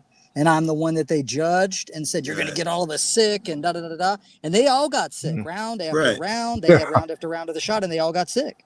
I never did, not once. Has any of them retracted or said maybe we were a little harsh, anything like that? Of course not. Well, no, but my mom and my sister really weren't the ones to beat me up about it. He was, and he's not gonna. I think it'd be really hard for that man to swallow his pride and do that. He's very much he's ex-military, and you know he's Mr. Fix It and shit. I don't think he's able to do that. I never looked at so many medical journals and posted them on social media. I'm just happy that at least my son didn't get it. My son didn't get any of that stuff. My dad kind of had the same conversation with me, and I looked him straight in the face and said, "You have 3 children, and 2 out of 3 ain't bad." And he just sat there and gritted his teeth. He wanted to tell me what to do. He ain't had nothing for him. Now, here's the real trip about this situation, right? I've read legislature that basically says human rights are contingent upon being classified as a human. So if they give people enough of these types of things, they can put them in a different classification and then not have to offer them certain things because they're no longer of that pure blood or whatever, right? Because now they're tainted and they're mRNA and whatever. You know what I'm saying? At some point, they could become proprietary property of a company. Right, exactly, like as Santos or something. I had a good follow-up that, and I'm going to tread carefully here. The famous Dr. Cabbage, they got video of him back in the day when he was, trying to be a legitimate doctor, and he was saying, they were talking about if you give a person a jab, I forgot the real name, I don't have to use cold, immunity shot or whatever it's called, and they already have the antibodies for the disease, what happens? And he was like, well, it's the worst thing you could ever do. If the person's already taken on some antibodies and you give them the jab, it would kill his ability to make them anymore forever. And they will be reliant upon this jab the rest of their life. It is the absolute worst thing you could do. And later on, all those years later, they had some smart reporter ask him, how come you guys didn't test for that? And he was like, if we were smart, that's the first thing that we would have did. The reason these lockdowns ended was because California did their independent study to see how many people had antibodies. 95% of the population already had antibodies, and they dropped it, and the other states followed. That's interesting. These guys were happy to continue you on lockdown, telling you got to come pay them money, or the state would pay them money to keep getting that jab when they know that it could harm you for the rest of your fucking days. Yeah, every time you get another round, you just wear down your immune system more and more. Yes. Until you got until you're like Ryan White or something. They say it won't bounce back either for that particular thing. And that's the real travesty. These people are being told that you don't have anything in nature to help you naturally support your own immune system, or that God can do it right off the rip. You don't need all this shit. Right, exactly. Herd immunity and all that. Check You this ever out real heard quick. water? If you have any spare money, you might want to invest in graphene-based healthcare. It's all That's what they put in them. They injected when I was telling you for the mental stuff. They injected graphene. Right. That's what they injected to control the pulse. Have any of you ever heard of tonic water? I'm sure y'all have come across it, right? Yeah. Yes, All that's what they use for ivermectin, right? Well, no, it goes further back than that. The original tonic water was a malaria preventative and treatment that was used with quinine. And basically, there was a small amount of quinine added to all the water so that everyone who was in the malaria area would constantly be dosed. I remember hearing something about that. Yeah, I remember that. Today, I remember tonic water has such a small amount that it's only a flavoring. Cool. The flavor is nasty, but fuck it, I need it for my gin and tonic. Yeah, I don't like that flavor either. I've had that flavor. In I'll some drink craft my beers Sapphire. that They put that shit in some Bombay craft Sapphire brewing, and gin and tonic. it was, That's why a lot of different cocktails from from South Africa and the African continent. A bunch of these cocktails are a way to get quinine into your system so that you can resist malaria. Yeah, because it makes no sense. Why would anybody want to drink that water unless it has some medicinal purposes? Hold up. Good for digestion. Here's the funny thing about quinine. Quinine is basically a poison, but it's one of those that the human body is especially good at dealing with. And so it kills everything else. So it functions much like ivermectin, but it's a much more broad spectrum thing. So a hard dose, like a lengthy exposure to quinine, can keep things like bad teeth and skin infections from either becoming worse and might cure them. Because it allows the body to fight the infection because you're basically sweating quinine. It's not medical advice. Not medical advice, but was used back in Here's where Sasquatch actually works, this company right here. Well, that'd be sick. Allegedly. This is how easy it is to find people. The Central Command Platform gives key decision makers easy access to advanced surveillance options. Using the icons at the top, we can toggle the visibility of the subjects we want to view. We'll tap the human icon to activate their visibility. This gives us a real-time view of all the subjects in our jurisdiction. Let's use the search bar to find a specific subject. Here, we can search by typing in the name of a subject or search. Well, it's good, Max. You never get lost. Yeah. With an image of the subject's face. First, let's try typing in the name of our subject. In this case, there were two people with the same name found in our jurisdiction. We can tap a subject's live location to see more details. We can now see the live location and source details of the person we tapped on, with options to see more details to help us determine if this is our subject. To search by face, let's say we have an image of the subject. We can source this from a surveillance integration or by manually uploading an image. Using face search, we can find the exact person who matches the face of our subject. Let's say our subject is suspected of committing a crime last night. We can use the AI chat to see where he was at the time of the crime. The chat will respond and show us the exact location on the map. Where he was? Let's say we have a crime report that tells us the suspect fled the scene at 9:30. Let's use the timeline tool to go to exactly 9:30. We can see that it matches the report. He's leaving the bar. Let's see where he is right. They're going to sell this to couples where they can find cheaters. Now, by using the timeline tool to go back to live, You can't use this unless you're. we can use the chat to automate the next steps, such as requesting an arrest warrant and sending units to the area once we receive it. The chat will automatically create an action plan and execute the plan for you as soon as you give the approval. It'll notify the relevant. Yep.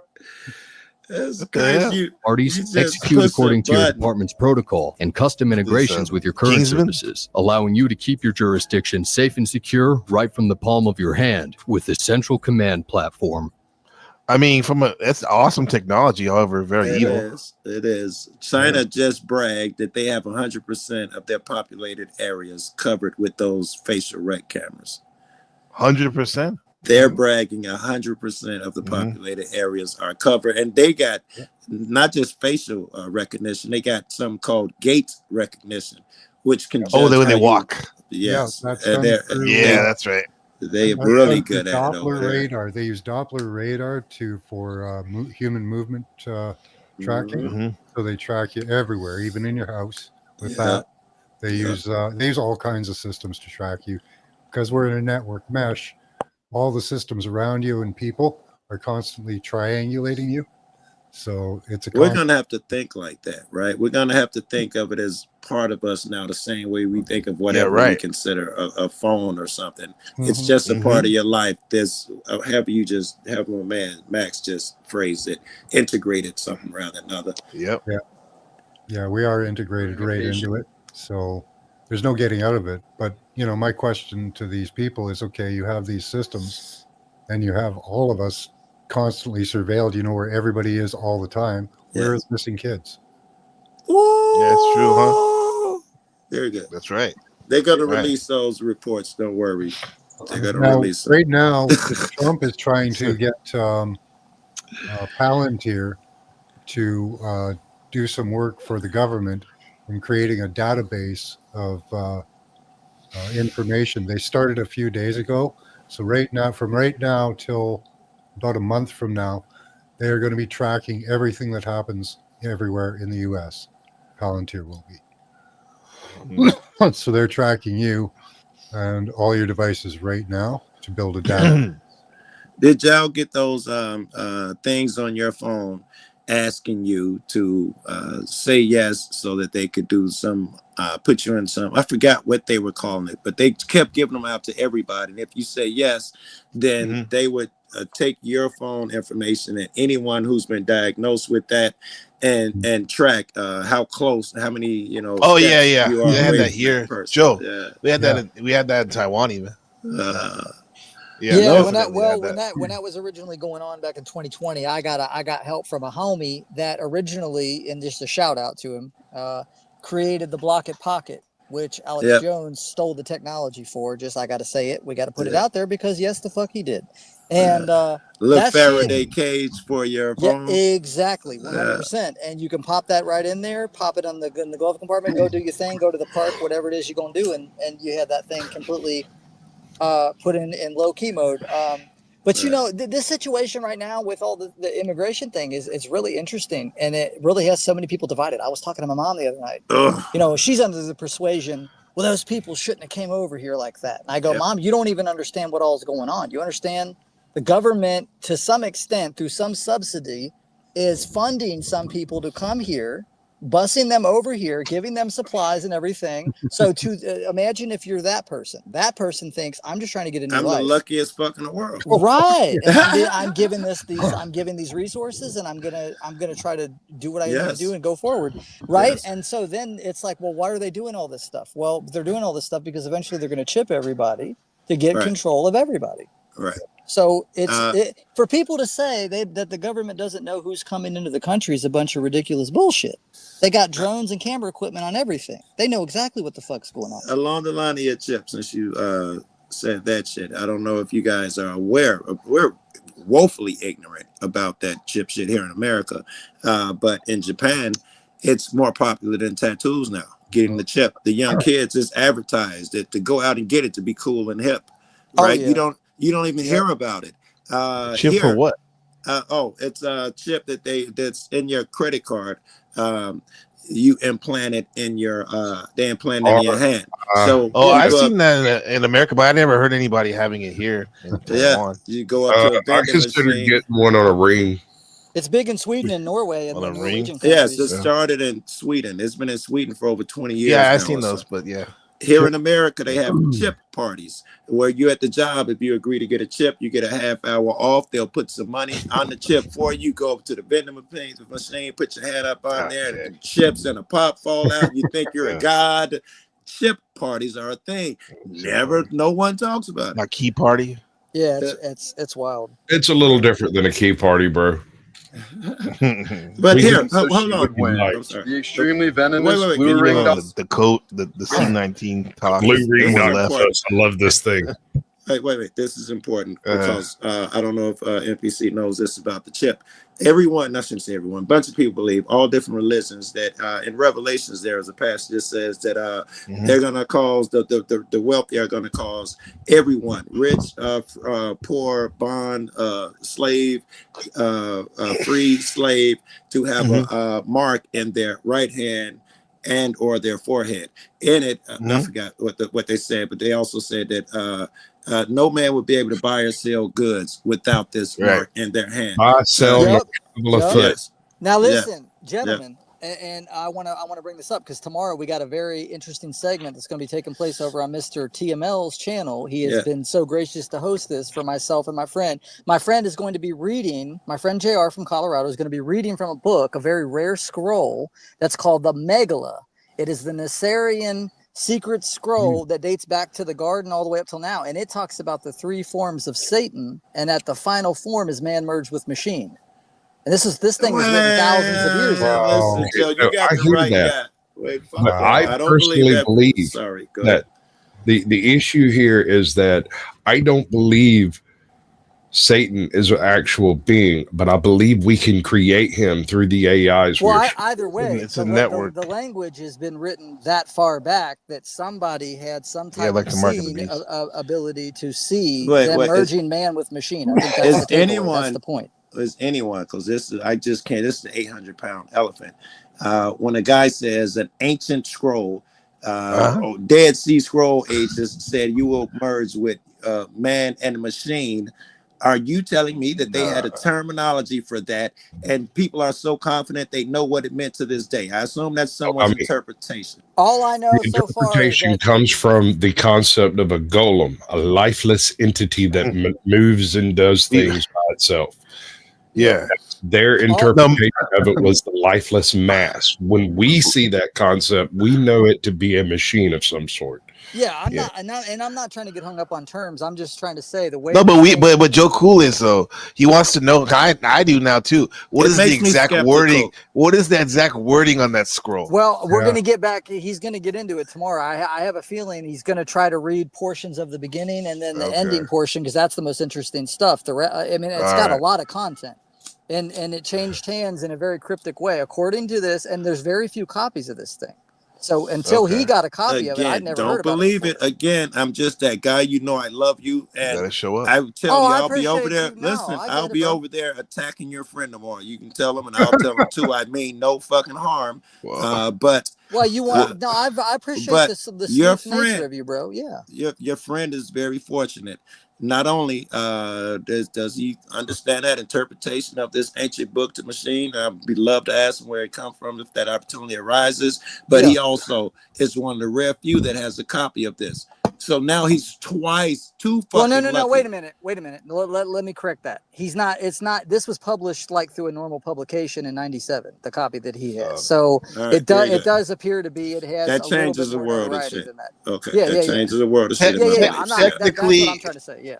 Technically, under the Flow State Act, you guys shouldn't even be talking about this because I'm broadcasting at the same time tomorrow. We don't talk about it a lot. My bad. The Council of White. We're in Flow State. What the fuck? Designation from Flow State to the Powdered Dusty because the Powdered Dusty is his channel. Yes. Yeah. Well, just to summarize. No, I'm just kidding. Go ahead. The content is really just supposed to be Essene related, so it has to do with the Essenes and the mystics and their content. So that it's synonymous with that, and it lines up with. He's in the right room too, right? TML. That's the right room. Yeah. For sure. Yeah. So we've been trying to find a way to get him on there to read some of it for a while, and we're going to try to do it. And real quick, Joe Cool. The reason why I brought up Discord is because that's a platform that allows us a lot of wiggle room. and I've been on there since 2018. They don't really monitor like they do on here. You can create your own little area. You can invite your homies. You can have, private chats that maybe they're listening in. But guys, I've been posting all kinds of shit that's gotten people jailed since 2018, and they ain't fucked with me at all. So I'm just trying to tell y'all, it seems to be one of those still like last platforms that we have a little bit of freedom. Yeah. All right. Well, speaking of Discord, I should talk to you all offline about this. I gotta ask you something about. Somebody was asking me about why you might have left their Discord, Ragamuffin. Well, I did. Oh, okay. Okay. Yeah. Okay. Remind me. I'll have to remind myself. Anyway, let's go back on this. Yeah. Okay. Vegas hospital had to suspend workers for betting on when patients would die. One nurse was even accused of murdering a patient so she would win. The extremely venomous blue-ringed octopus has enough venom to kill 10 grown adults. That little thing? Yeah. Its deadly neurotoxin can result in patients being fully aware of their surroundings but unable to move. Because of the paralysis, you have no way of signaling for help or indicating distress. There's no Sound like Sasquatch with the COVID. Lucky his dog saved his ass. No anti-venom for the bite, but if you can get a ventilator to breathe for you for 16 hours, you will survive with no side effects. No side effects. In 2012, the cruise ship Costa Concordia collided with a rock off the coast of Italy, resulting in 32 deaths. When asked why he abandoned the ship while his passengers were either dying or trying to escape, the captain's excuse was that he fell into a lifeboat. I remember that. That's he fell. Oh, that's the boat that they got the big boat cruise ship that they got pictures of that's on his side off of his shore. That's yeah.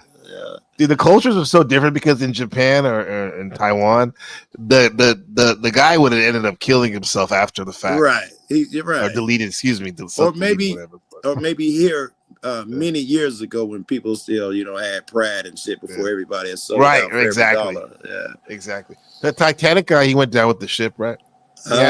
Some people did for sure. And it's the captain probably did for sure, huh? Yeah, the captain, whatever else he'd been received 16 harassed and harangued in prison for his role in the tragedy. Morbid Facts, Part 292. Hip-hop legend Dr. Dre has revealed that he survived 3 strokes over a 2-week span after being hospitalized for a brain aneurysm in 2021. 3 strokes. The situation was so dire that it prompted Snoop Dogg and Eminem to end their beef with each other, since they both agreed it was stupid as hell to be feuding right now. The Japanese version of Bob the Builder was given a 5th finger so he wouldn't be confused for a Yakuza member, who are known to chop off their own pinky as part of a ritual punishment or apology. If you leave lime juice on your hands on a sunny day, your skin can get second-degree burns and be discolored for years. It's a condition called margarita dermatitis, since people often get it while making margaritas outside. Oh, shit. Right. Very specific. His U.S. presidential inauguration speech was made in 1841 by William Henry Harrison at over 8,000 words. The speech was so long and the weather was so awful that Harrison caught pneumonia and died on April 4th, making him the shortest reigning U.S. president in history. That's stupid. Yeah. Is that Sammy Hagar? No, that's not him. That's my bad. Morbid Facts, Part 294. In 1984, Motley Crue lead singer Vince Neil crashed his car while driving drunk, killing his friend Nick Razzle Dingley and critically injuring 2 people in the car he hit. Neil was charged with vehicular manslaughter, but only paid a $2.5 million fine and served 15 days in jail. Wow. According to wow, you got a good lawyer or something, huh? Various studies, castrated men don't go bald. Balding is apparently, according to various studies, castrated men don't go bald. Balding is apparently caused by sex hormones that castrated men don't produce. In France, so all you motherfuckers with this line made of hair. Yeah, is it worth it, guys? You gotta choose. You're a eunuch? One or the other. You gotta choose. Are you a eunuch? 1986, a pig caused the death of a child by mangling its face and arms. The pig was put on trial, then punished by having its own head and legs mangled, then dressed in human clothes and publicly hanged. In 1758, that's a scapegoat, pig. Escape pig, which is so brilliant as a human race, right? We should be so proud of ourselves. I don't know, man. That's just that culture over there. How the hell that is? When a wealthy woman named Hannah Beswick died, She left behind a will that instructed her doctor to ensure that she was absolutely dead. She had a pathological fear of being buried alive and left her fortune to the doctor to prevent it. For the next 110 years, Hannah's body was regularly checked to ensure that she wasn't still alive. Isn't that when they get the Irish wake, when they drink and stuff? It's because they want to lay the body out on the table, kitchen table, to make sure it didn't get up. I didn't hear that, but I know the wake you're talking about, but I didn't know that was the purpose of it. That's interesting. Right. Make sure they woke up. They patented some people were so afraid that they patented some coffins that had holes in them with little tubes like a spout behind the stove, and there would be a bell on the top, and if they woke up in their casket, they could pull the string, the bell would be above ground, and someone would hear it and dig them up. Yeah. Interesting. Morbid Facts, Part 297. 80s pop singer Boy George worked as a mentor on The Voice despite his disturbing criminal history. In 2008, George was jailed for kidnapping and assaulting a Norwegian model who simply agreed to a photo shoot. Was it Boy? Handcuffed the man to a wall, beat him with a chain, and threatened him with sex toys. The man eventually managed to escape to a police station in his underwear, and George was sentenced to 15 months in prison. Damn. According to reports, a kidney can be bought for $800 in Kenya and sold for $250,000 in South Africa. What's the margin on that? How much? $200 to $250,000 was it? $4,000. No, $800. 4,000%.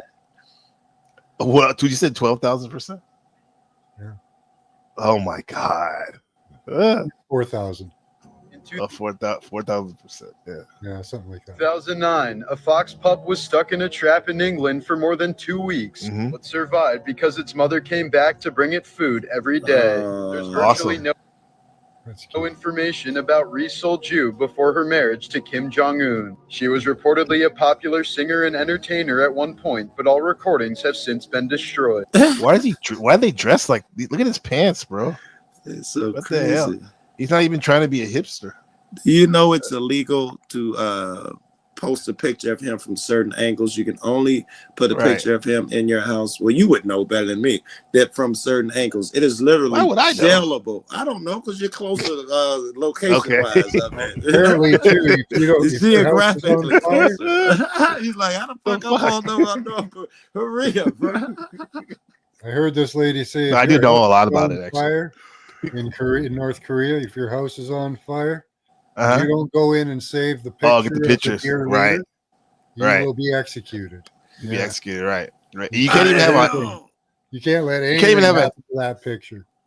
No, you can't. You can't have a haircut like him either. You're only allowed. There's only like a certain amount of haircuts men can have, and definitely can't get the one that he has. Yeah, it's ridiculous. It's illegal to own any of her music, and he has a pleasure squad too of women that just it's illegal to even own her music now. They totally erasing this girl. It's that bad?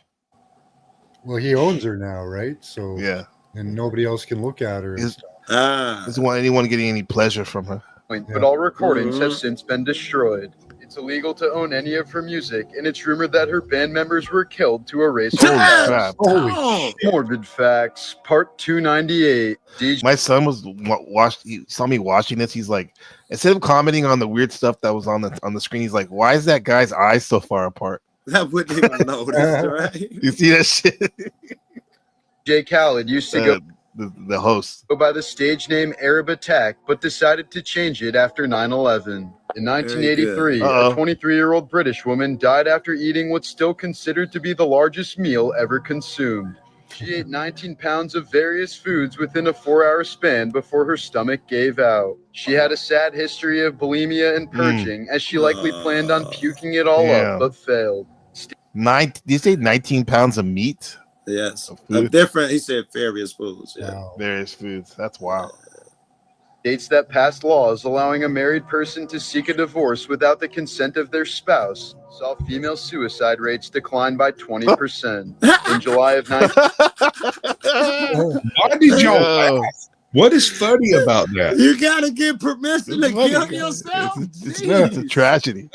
No, back up. Tragedy back up. Comedy, the same. Okay, maybe I didn't understand. History of bulimia and purging, as she likely planned on puking it all up, but failed. states that passed laws allowing a married person to seek a divorce without the consent of their spouse saw female suicide rates decline by 20%. In July of... I mean, what's so funny about it? If the man Yeah, Joe, why are you laughing so hard at that? That's not funny. There's nothing.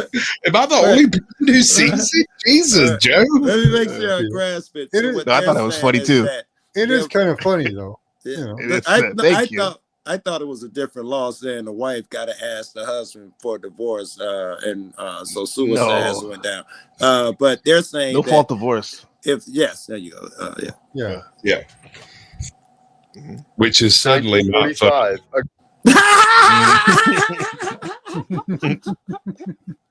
Girls dance camp in New Mexico woke up percent. In July of 1945, a girls' dance camp in New Mexico woke up to a forceful boom followed by strange white powder falling from the sky. The girls called it Winter in July and caught what they thought were snowflakes on their tongues. It's snowflakes. No one alerted anyone in the area that the first atomic bomb had just been tested 50 miles away. Damn. The snowflakes were deadly radioactive. Winter Wonderland. Fallout. 10 of those 12 girls ended up dying before the age of 40. Oh my God. Morbid Facts, Part 191. Holy crap, look at that face. Gary Busey. Scary. God, I He love always Gary is Busey. scary though. Yeah, He's an absolute savage, bro. he is. Mm-hmm. Love him. 1988, actor Gary Busey was in a motorcycle accident where he collided headfirst into concrete without wearing a helmet. The accident fractured his skull, resulting in permanent brain damage, and Busey even said he briefly went to heaven. Years later, Gary refused to perform a scene set in heaven because he said the set design looked nothing like the real heaven that he visited. In the winter, I don't even describe what his heaven looked like. Absolute savage. He's like, you're all wrong. I won't do it. Right, I love it. This chef on South Park, he quit for the same reason. They wanted to make God and fun of God in one of the episodes that he was in. He quit. Well, they make fun of Scientology. Yeah. And he was a Scientologist. Isaac Hayes. Yeah. of 2014, a 4-year-old Colorado girl named Naomi was at the park with her family. While they weren't paying attention, she apparently wandered off and walked over a frozen pond before falling through. This photo captured her final footsteps before she broke through the ice and sadly drowned. There's a woman who's literally fearless due to an extremely rare genetic condition known as Urbach-Wiethe disease. The disorder results in the hardening of the amygdala, the part of the brain responsible for fear response. Researchers exposed her to numerous terrifying experiences, and not a single one of them scared her. Do you think she has casual sex? Dude, risk-taking behavior. Today, she'd have 2,000 piercings, 800 freaking tattoos, and be working at the local carnival over there as one of those knife-throwing chicks. But she wouldn't because nothing would thrill her. It wouldn't even be scary to her. It would be Tuesday to her. Okay. There'd be a thrill in it. She'd be a drug addict, guaranteed. that most likely. Right? Oh yeah. Donations are welcome. If anybody wants to give a donation. Hold on, Joe. It's a hardening of the amygdala. This would take place slowly over years. So she would probably go into deeper and deeper thrill-seeking behavior, trying to get right. So it would be exponentially worse because she could never get out of it. It would be a fast crash. Not if it took place slowly. If the actual, I understood what you meant by slowly. I understood what you meant, but I meant as opposed to her going with the fear thing, not having fear at all. If it takes place over time, she would go from that drug guy to a person who absolutely has no fear of anything. So, like Hort Maxer? I don't know that nigga personally. But as opposed to regular drug addict, they'd go to no fear quickly. It would take another drug addict 50 years. Okay, I got you. Morbid Facts, Part 394. In 2019, the wife of Tampa Bay Rays prospect Blake Bivens was tragically shot and killed by her 18-year-old brother. Their newborn baby and the woman's mother were also victims of the random murder spree, which Bivens found out about from a headline he saw on Facebook. The picture later posted, 2 days ago, my heart was turned to ash. My life as I know it is destroyed. Canadian serial killer nurse Elizabeth Wetlaufer told her pastor that she murdered 4 elderly patients by injecting them with insulin. And the pastor kept his promise to not turn her in. Afterwards, she would go on to murder at least 2 more patients before confessing to police. What do you In think? 2021, 20-year-old. What do y'all think about that? She told her pastor, I got something to tell you, but you can't tell nobody. He said, okay. She said, I killed 4 people. And he kept his word. He didn't tell anyone. He went on to kill 2 more. No, she went to confessional. Right. Okay. I know there's not much of a difference, but it is something of a distinction. I don't know. There is a difference. The priests aren't. They're not. They're not. They can hold in the secrets. Basically, they don't have to tell. I guess law I don't know enforcement. those rules of the church, you guys. Or the Catholics. About morally, what do you think about that? He said he kept his word, and I could ask you guys the same question. You too. It's wrong. Outside of the church, if you say I'm a Joe, you can't tell anybody. You tell me you murdered 4 people, and I do that, and you go out and murder another 2. Oh, I'm telling on you. Do you think he did this? What Peace Dynamo said? He said, "Priests do tell you to do the right thing and turn yourself in." Do you think he told her that? They'll also tell you, whatever. They'll also tell you to tithe, say 3 Hail Marys, 2 benedictions, and turn yourself in. I think you keep your word. I think you keep your word. I think that's more important. I think snitches get stitches. 2 more patients. Who knows what the priest has done? Before confessing to police. In 2021, 20-year-old Alex Kearns ended his life after thinking he lost $730,000 while trading options on Robinhood. He apparently saw the negative balance in his account and didn't know where to turn. The day after his tragic death, Robinhood sent Alex an email stating that the trade had been resolved and he didn't actually owe any money. Wow. Morbid Facts, Part 405. Look at that thumbnail. Let's see. In Connecticut, 1986, 39-year-old flight attendant Helly Crafts was brutally murdered by her husband Richard after she caught him cheating on her. He then put her body through a wood chipper and ground her remains into a lake. Richard was sentenced to 50 years in prison, but has since been released. Okay. There was a letter in her thoughts? pocket. There was a letter in her pocket. Can't be 2 chicks that went through this. And somehow in her nightgown, and he put that through there too. And somehow the letter remained where they could get enough and intact ID, intact where they could ID. Yeah. Jeez. On her, I thought she was the crazy person that was the murderer. That smile looks like a crazy person. She then put her body through a wood look at that chipper and ground her remains Tell me into you a put lake. your wife through a wood chipper. You know, if you come to me and say, I got to tell you a secret, can you keep it? I'll be like, no.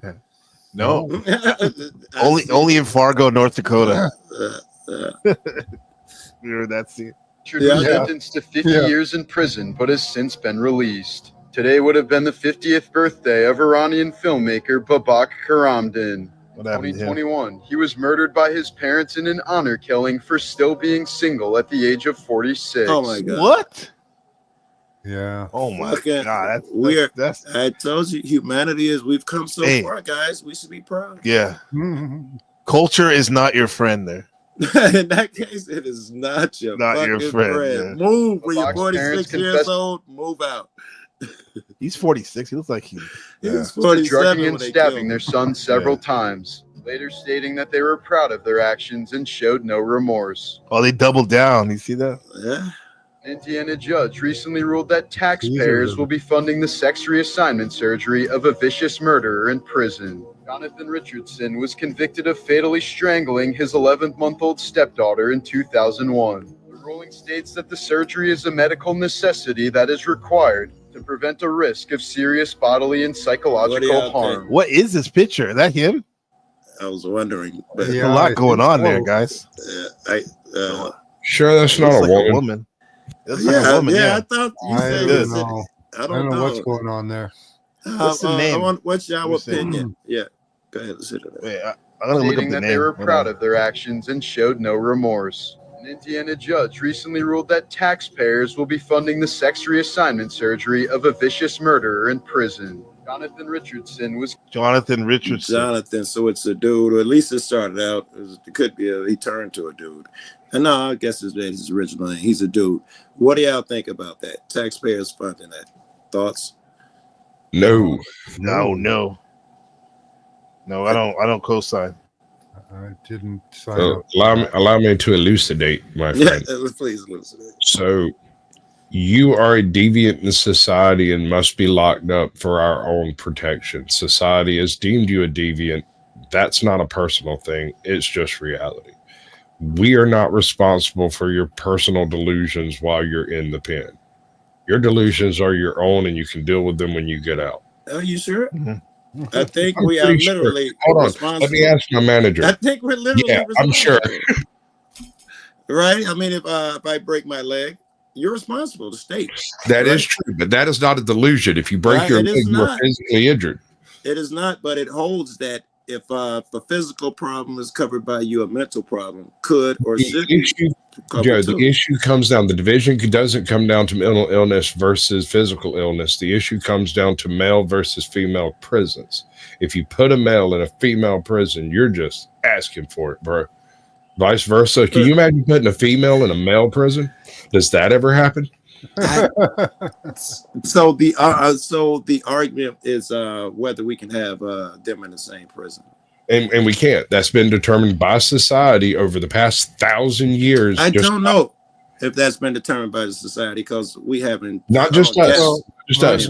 I'm in Canada. We seem okay with it, and the girls keep getting raped. So we have trans dudes that act like women in the men's part, right? Make them women, bro. Like I'm firmly in the field of gay men doing what they want to do, transvestites being what they like, transgender causing trouble is what we're arguing right now. Causing trouble. Right. These are mental and legal deviants in the first place because they cannot abide the law of the land. Not necessarily, you know that. I know, but you get the philosophy that I'm going for. I do get the philosophy you're going for, but I don't think it holds because it can't be the money. It cannot be. It's a small amount of money, small amount of so-and-so's. It can't be, at least I think, that it's for their safety. I don't think, and this is why me and you was arguing, I want you to prove that just because a woman has had a surgery and turned into a man and she goes into the man's side, I guess that's how they do it, that something or she'd get, I don't know if that we could prove that. Well, so oftentimes they don't get surgery. They just put on a wig and a dress and say they're a woman. And that's good enough. Yes. So and they into a women's prison. That's good enough. The issue comes down to whether or not the protocol can tolerate this level of what do you call it? Catering, right? Mm-hmm. That's not the right word, but you get what I'm trying to say. I do get what you're trying to say. Yeah. Allowing you to have your personal beliefs. We allow you to have your name. We allow, well, no, in prison you get a number, but you're allowed to have your religion. You're allowed, for the most part, to say whatever you want until you're not. A bunch of your rights have already been abbreviated, and you're trying, and this would add a whole bunch of medical issues into a system that is already extant and is unprepared. Another poor reason. That is the same excuse they use why women can't be in the military. Shit would go crazy. The facilities are. Okay. But that argument doesn't hold for the same reason. The female you haven't heard the actual argument. You've heard the groundwork. You think you know where I'm going, but not entirely. No, I'm arguing the part that you said so far. It doesn't hold, but go ahead. A male prison has facilities for men. A female prison maintains facilities for females, but none of these prisons maintain facilities for transgender, and all of the prisons would have to add that type of facility, and it would have to be nationwide. Right. My same argument holds for the military. Then they gave the same argument. We're not set up for women. They need their own this and that. We can't do it. Ships and shit ain't made that way. They figured it out. My point is, it's not our responsibility to make shit that way just because they have an idea in their head. They can deal with that idea when they're free. They're not currently free. They have abbreviated rights and abbreviated attentions. And so, it's been going on for a minute. Look, this is from 12 years ago. This is a different case. Let's check this out. Eyewitness News is covering New England now. A federal appeals court is deciding whether to overturn a ruling granting a taxpayer-funded sex change operation for a convicted killer. Last year, a judge ruled the Massachusetts Department of Correction must provide the surgery for Michelle Koselik, who was born a man but is living as a woman in prison. Sorry, today in court, a lawyer. That's okay. My instinct is the same as you guys.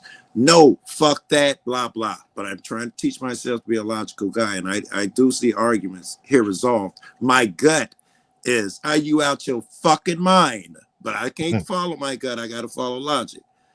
I hear you, and I get it. But I'm thinking your gut might be right on this one because after it through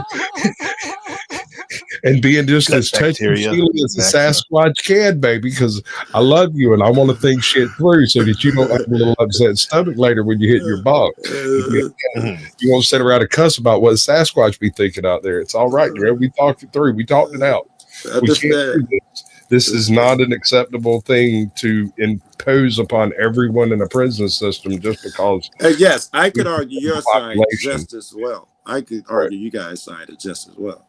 But there still remain arguments on the other side. Right.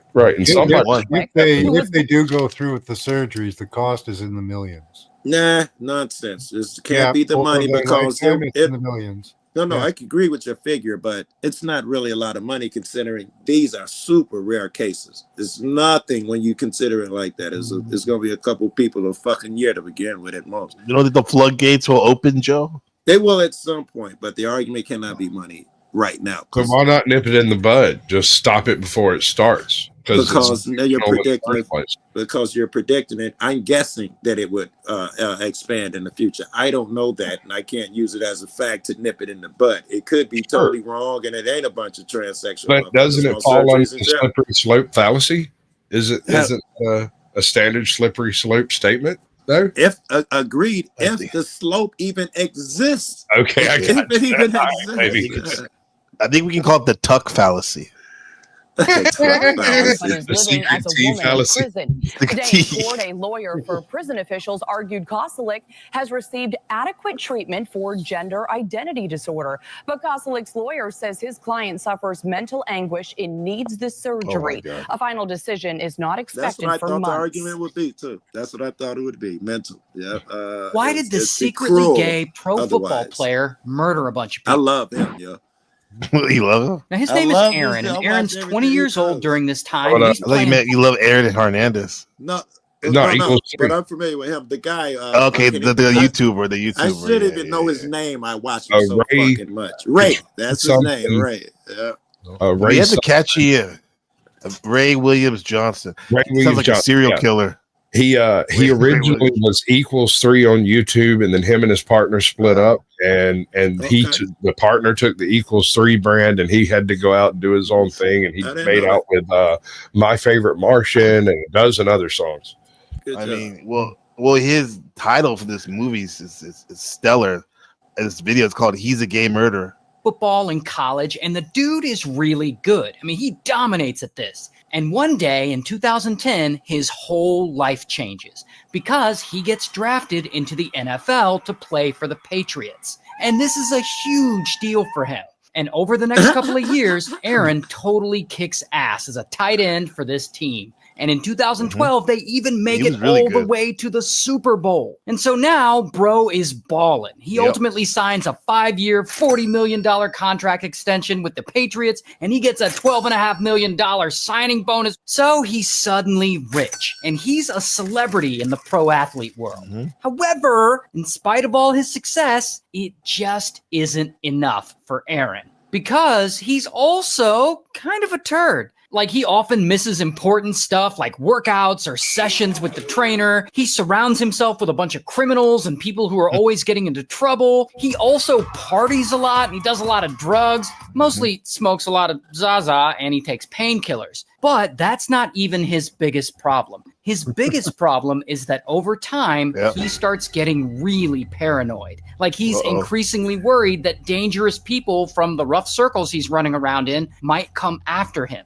And so he starts carrying a pew-pew everywhere with him. Then one night in 2012, shit gets really crazy. Because hey, Joe, did you or anyone on the panel, did you grow up like that though? Paranoid? You just got used to it? No. I thought I just meant carrying the gun and shit like that. I don't think I was paranoid. No. Oh, okay. Yeah, I was paranoid. Listen, when you got 3-letter agencies involved to eliminate you or ruin your life, I don't think it's paranoia. I think it's just caution. NPC, that mean you dead though? Yeah, I'm sorry. When I started hanging out with people like that, a little paranoid at times. Yeah, for sure. Noided. Hernandez was part of the gang. I'm waiting for him to say that. He was deep in the gang. Oh, he was in the gang? Yeah, he could say it. Yeah, he could say it. And therefore, I think he's just been a regular gang member who don't run around paranoid. I know a lot about this cat already.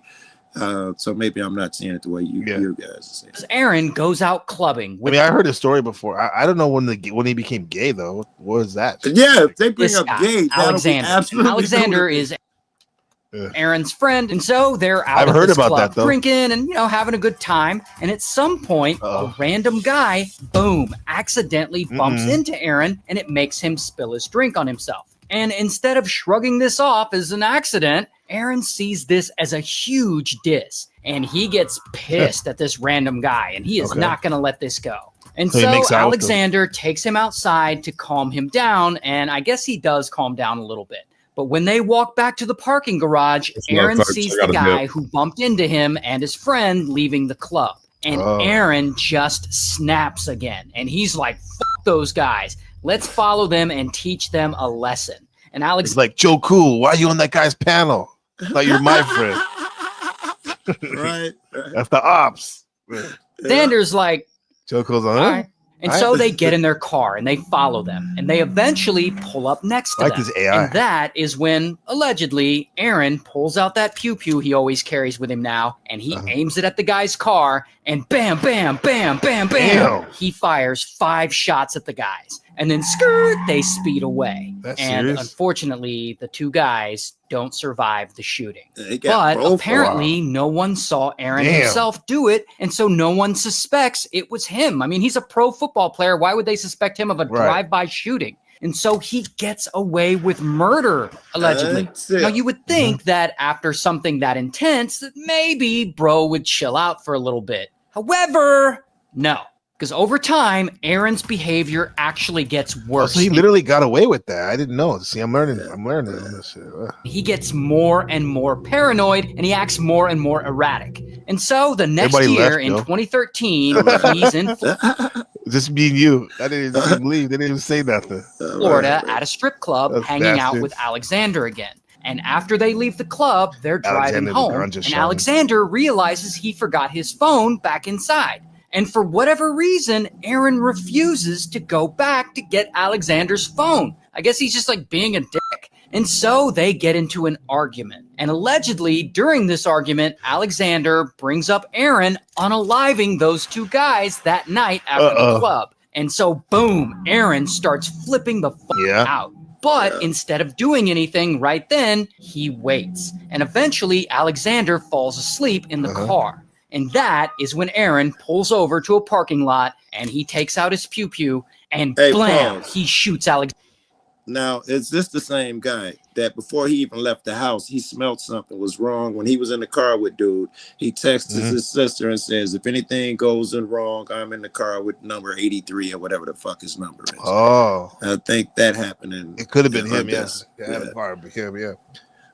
What I remember is seeing footage of his homies, his gang, I guess, helped him get rid of the bodies. Yeah, girl he called a bunch of gang members right in the involved in his shit. Yeah, his beard, his so-called girlfriend. Then he drags him out of the car and he dumps him in the parking lot. Yeah, now, man. That somehow Alexander actually survives, years later. He loses his eye, and ultimately he doesn't report who shot him to the police because I guess he's like a real gangster and he doesn't want to be considered a snitch. I don't know. Doesn't he know that he's going to be He's gonna try to kill him again. Well, these people are weird. And if that isn't bad enough, Aaron isn't done because he continues to act more and more erratic. It's like he's determined to get caught. And so one night that same year, Aaron and a buddy and a couple of women that are with them, they're partying. Oh, that's a good party. You got the pizza, you got the IPA, some wine.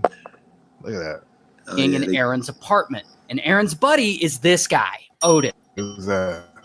So they're at the apartment, and Odin sees that Aaron has a bunch of pew-pews and ammo stashed there. And I guess he asks them about them. Like, no one actually really knows what was said in this conversation. But what does he asks them about?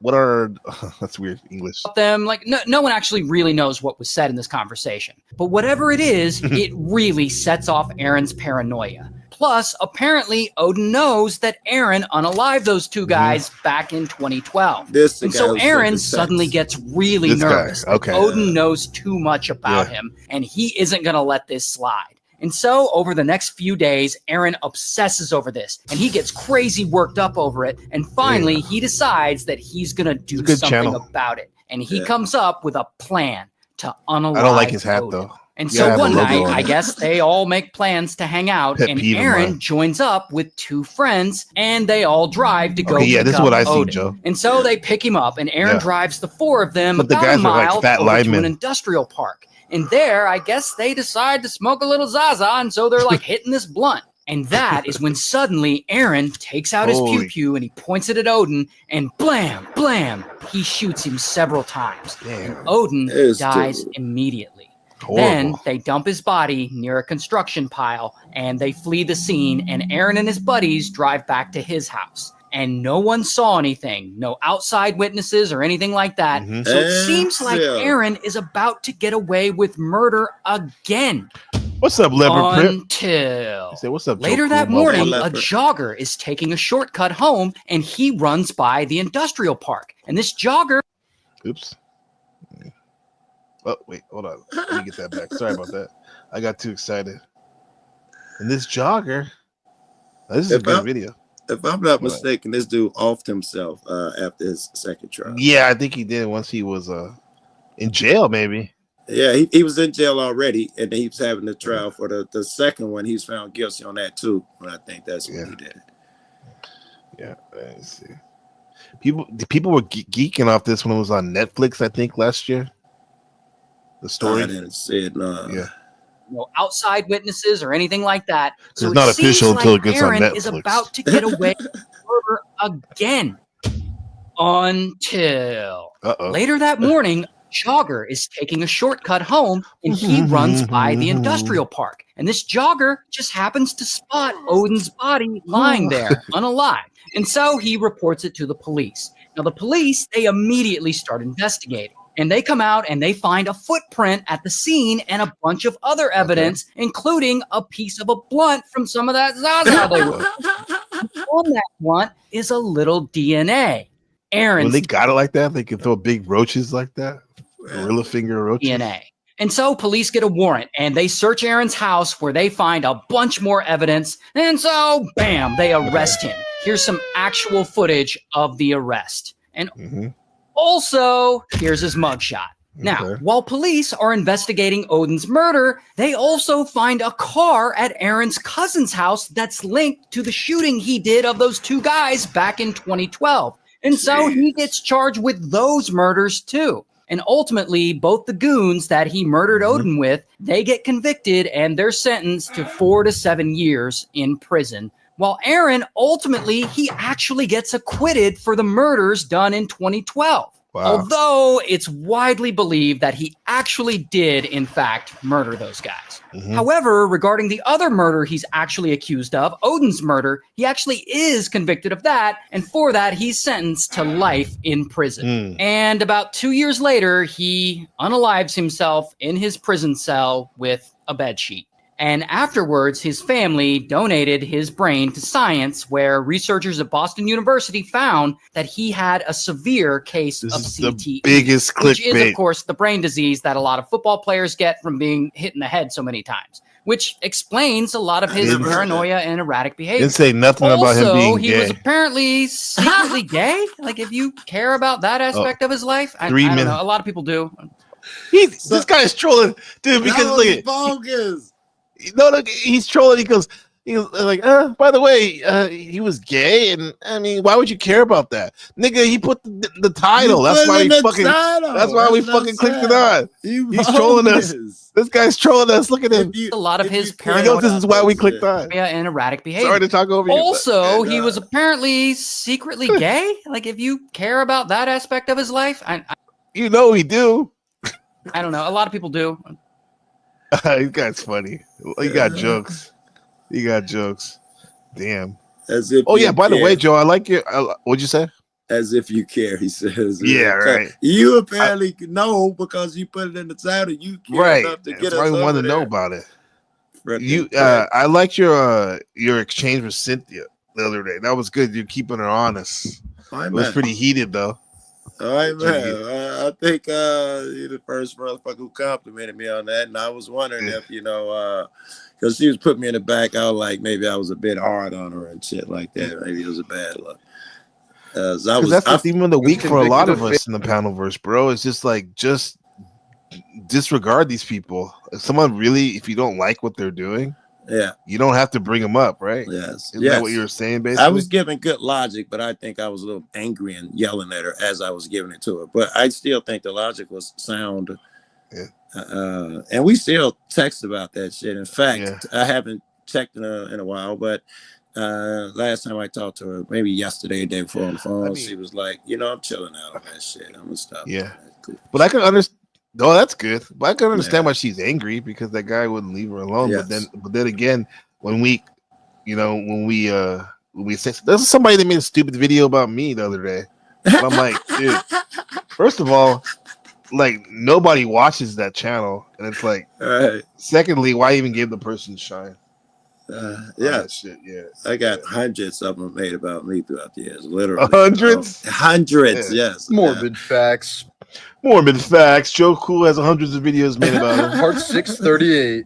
In a resurfaced video from 2016, Cardi B casually confessed to drugging and robbing men during her stripping days, luring them to hotel rooms under the guise of sex, then stealing from them once they were unconscious. I had so many friends who did that shit. It's just Tuesday to me. That's the difference. It's a way of life, huh? Streets. Yeah, I know half a dozen women that just live like that. I got so many stories like that. It's endless.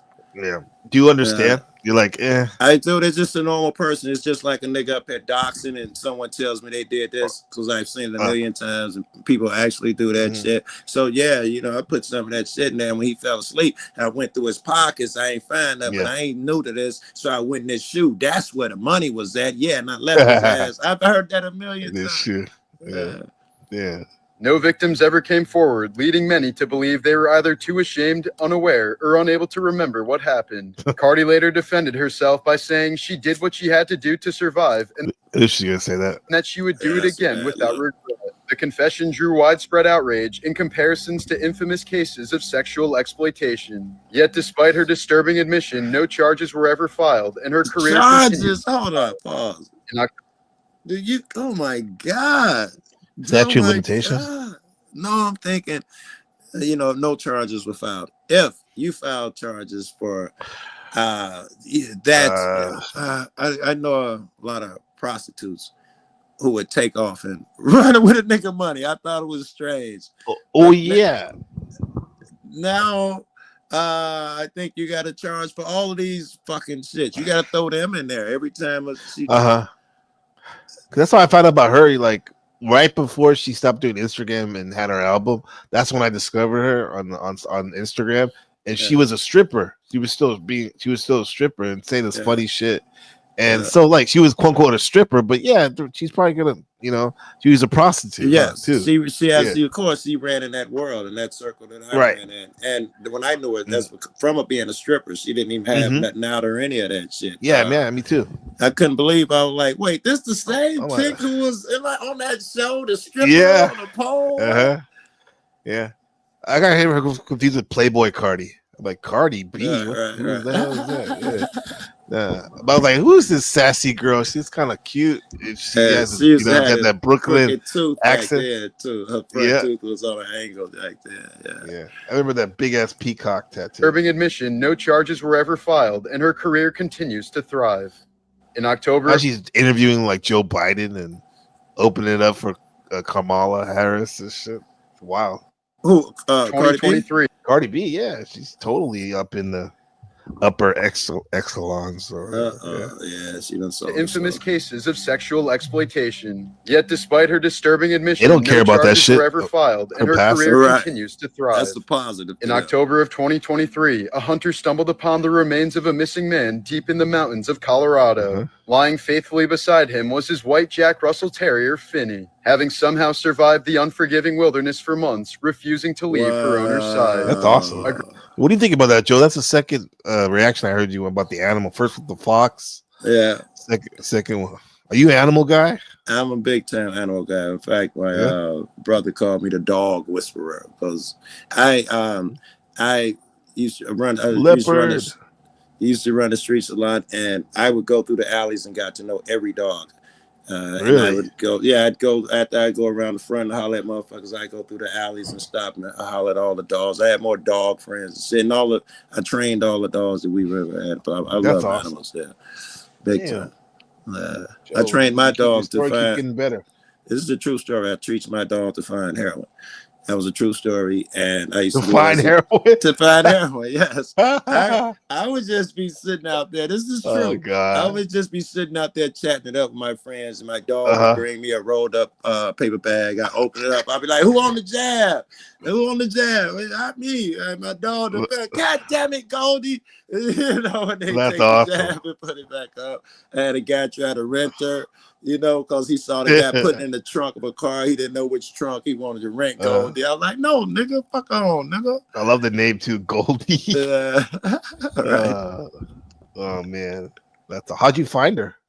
Was she a stray? No. My brother had a friend who raised beagles, and they had one that was just brown and white. The others were black, brown, and white, like normal. Yeah. And he asked, could he have it? He was like, no, I'm gonna sell this one. It's gonna be the most. It was like $900 back then. And he called a couple of days later, and he said, you know what? If you just paid her $60 for the shots or whatever, you could take him. And we did. And we used to bring Goldie back over there so they can visit the other families before he sold them out. His other family members and shit. Yeah. Goldie. Beagles are good at sniffing. That's all they do. They don't even look up. They sniff everywhere. I could see a female dog go down. My dog will smell it and know she's in heat in the house, and it would be barking. I got to stop him because he's a hound dog. They bark. Yeah, I had to stop him, and then I could take him out 5 hours later. He would pick up that trail, and if I don't catch him, he'd be following the scent trail. God damn it! You lead me, mother. Get your ass. Yeah. Shit, man. Good look at this. This looks like Don't Judge Me kind of. Grieving daughter from the UK placed her mother's ashes in a bottle along with a touching message before throwing it into the ocean. Where's Margot? Her mother had passed away from a heart condition at the young age of 51, never having the chance to fulfill her dream of traveling the world. The bottle was soon found by a family who posted the story online before honoring the heartfelt request. Morbid Facts, Part 637. In 1951, Mary Reeser was found almost entirely burnt to ashes in her armchair, with only her lower leg, backbone, and shrunken skull still remaining, while the rest I think this is an internal combustion. of her Florida apartment showed very little fire damage. Though many speculated that it was a case of spontaneous human combustion, experts believe that she accidentally ignited herself while smoking and burned under a rare phenomenon known as the wick effect, where her clothing caught fire and her body fat acted like a human candle, fueling a slow, smoldering blaze that consumed her from within. To this day, Joe, explain it for us, please. All right. First of all, spontaneous human combustion is a thought that, and there are a lot of cases. This ain't the only one. And what's usually left is the lower leg bones. That somehow the fire starts from within and the fat feeds it, and so and so.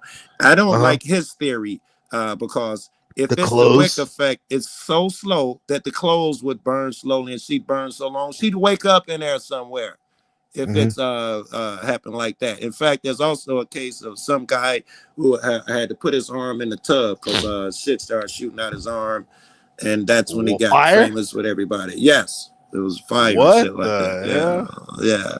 that. Little X-Men shit. Some people said that he had fireworks the day before. Maybe they remained in his pocket, burned his arm, and stuck. There was an excuse for it, which was, but that's the case. And hers, which suddenly it was on every fucking TV show in the world. Yeah, I remember hearing about this before. But there This remains one of the most chilling fire deaths ever. But there what? I was just saying there are many cases like this when the entire body is burned. The only thing left is the ankles and feet. Is there usually older person in the house? No, doesn't seem to be older. Matter. It does matter. Well, not the age thing, but are you weight, fat or thin? I thought that you'd have to be fat for this effect with the fat, as opposed to our body. Every other human being that couldn't happen to their body, but somehow the fat in their body feeds it like a Dorito chip feeds the fire. So I assume they'd have to be very big. It had to be something different about their bodies, and I didn't notice anything. They were all sizes. The reason I say this is because the stories I've heard online, it's usually an older, a chubby woman, and she was kind of chubby too. Yeah, I've seen small ankles. Seen small ankles burned up, so I noticed some of the people were smaller. Kind of like Tinder, kindling. The skinny ankle. Google that shit again. In 1761, a French ship carrying 160 Malaysian slaves crashed into the barren Tromelin Island, resulting in 100 of them drowning while shackled below deck. The surviving 60 slaves were forced to build a raft for the fleeing French crew, who promised they'd return but never did. Stranded on a small desolate sandbar with no trees, no fresh water, and no hope, the abandoned slaves endured 15 harrowing years. They scavenged shipwrecked debris for crude shelter and tools, drank rainwater when it fell, hunted seabirds and turtles to stave off starvation, and managed to keep a fire burning despite there being no trees on the island. When rescue finally arrived in 1776, the island held only 7 emaciated women and a single infant. I thought it was Morbid fact. Yeah. Hey, Joe, these are good jump out points. What do you think about this whole thing about not necessarily autos, but the whole thing about black people being Native Americans? Actually, have you heard about that? I have heard about that. And it seems at least, okay. It's first of all 100% true, undoubt about it. But it's not simply that. Also, there's the ones that came over here from Africa too, so it could get complicated. Yeah, but both, 100%, right? Yes, we were here as long as the fucking Indians were here and all of that shit. Yeah. In fact, my dad's people are Cherokee and Blackfoot, and you look at them. They look like one family. Look like the. Matter of fact, I was 17 years old. I went there for a funeral. I hadn't been in years. I picked up a poster. I had them cracking up, and we were going to a funeral. I was just being so charismatic. I pick up a picture that had Indians in there, and I said, "You're holding court, Joe." Who? What? You're holding court, as they say. Like holding court. Okay, yeah. I spin around. I say, "Oh, this picture. Did it come with the frame?" All the laughs stopped. All serious faces. They jumped on my old man and told him, "You didn't tell this boy where he came from." And it turned out that it was 2 Blackfoot Cherokee, and the other ones I'm telling you they just look like black motherfuckers. All them years ago, just look like brothers though, bro. But they're Indians. Wow. Yeah. That's I had a feeling I thought it was like it, but it's both. It's got to be both, combination. Because there's people that they can't hold 2 thoughts in one. They go, no. Yeah, no, the only black people were already here, and there's no such thing as slavery. So get the fuck out of here, bro. What no such thing as slavery? I mean, that's pretty well documented. In fact, there's also documented that during the cowboy days, the blacks could still run around. It was the white man who could, cross the Cherokee land and sit the black motherfuckers would still see the travel because we were part of them. Right. Exactly. Part 547. Just last year, a 23-year-old man died from a catastrophic spinal injury while playing at a Topgolf with some friends. Oh my God. In what was described as a prank gone wrong, his drunken friends had pushed him off the platform, causing him to miss the safety netting and fall 12 feet directly onto his head. Reason because you're like, how the hell did you hurt yourself playing golf? Yeah, so I'm like, didn't he? I was assuming he hit the net. I was assuming he hit the net. What happened? Yeah, I never tried that before. Have you tried it? I've never tried it. I think I would have loved it. I've never even hit a golf ball for real. Well, I've done that, but I've never done this top golf where they hit off the platform. Okay. I played once or twice. It's okay. It's okay. I can see if you keep playing, it would like it. You didn't like it. I can tell. You wasn't impressed. I think I like too fast paced, too slow. But I can understand why people like it though. Yeah. Not my thing. 1990, a flight heading from Medellin, Colombia to New York City crashed onto a hillside after running out of fuel, killing nearly half of the passengers on board. While being treated for serious injuries, 2 of the male passengers were arrested when ER doctors found baggies of cocaine that they'd swallowed and attempted to smuggle. Jeez. Both men were sentenced to 6 years to life in prison. The British... Yesterday a plane crashed in India. Just 246 people died, only 1 survived. Yeah. Wow. One person. It can't That's be heavy, huh? I saw a little, probably a short or something, of a chick who survived the plane crash. One person walked away. There was a chick, and she was strapped in her seat. It said she's the only survivor, and they had a picture of her, and it's like she was totally healthy. So I wonder if this was the same or if this was an old one they're talking about, older one. Yeah, I think this just happened. Yeah, I wonder if it's the girl who walked out on her own and looks totally healthy, and everyone else died. Yeah, she got something protecting her. That Unbreakable movie. Remember that? Right, Unbreakable. Yeah. Unbreakable. Yeah. Or it's the what's it called? Final Destination. Remember how the person would survive, but death always finds a way. Yes, until it was their time. Right. Yeah. To life in prison. The British Cheat the Reaper Pet Massacre was a week-long event in 1939, during which an estimated 400,000 cats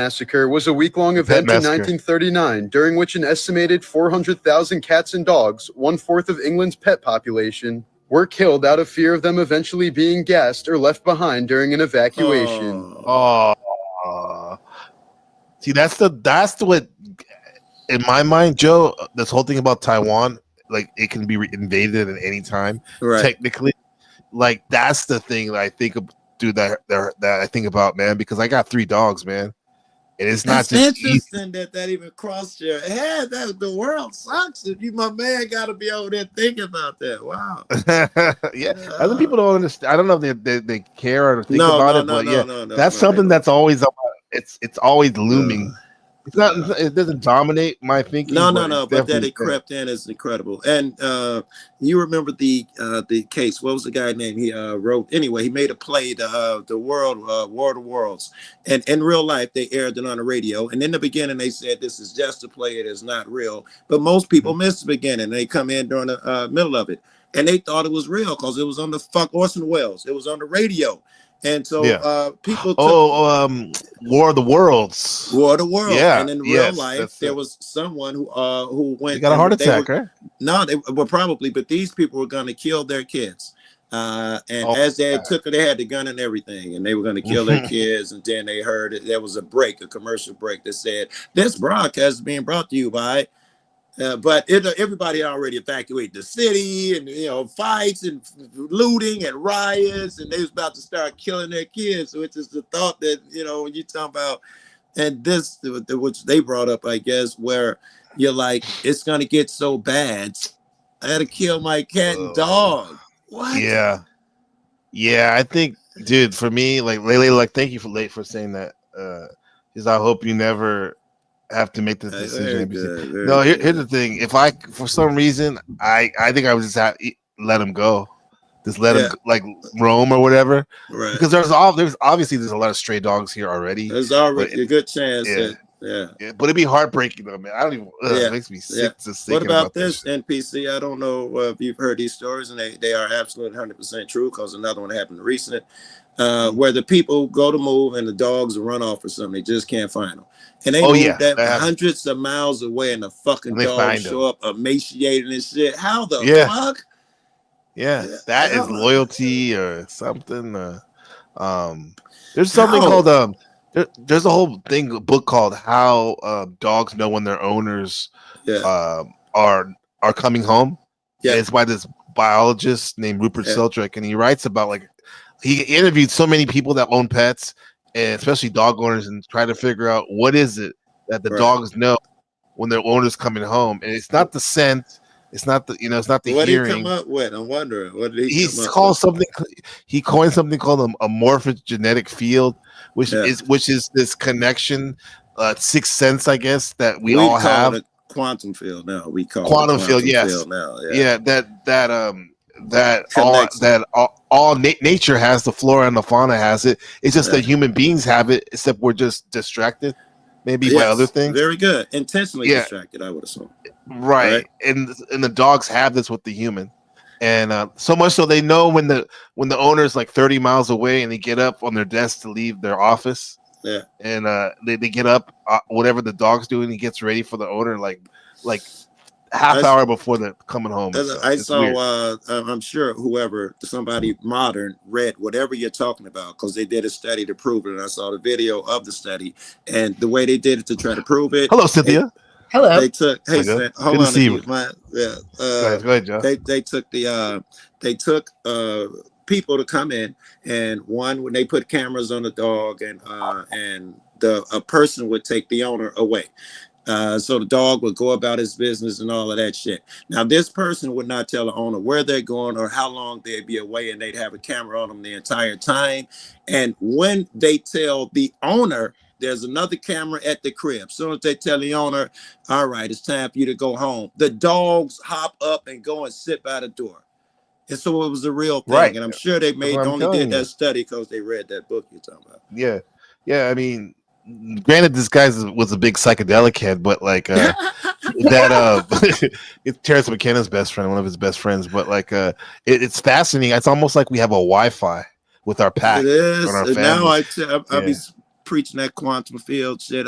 Everybody's connected bullshit. We gotta up our education, because all of this shit is logical.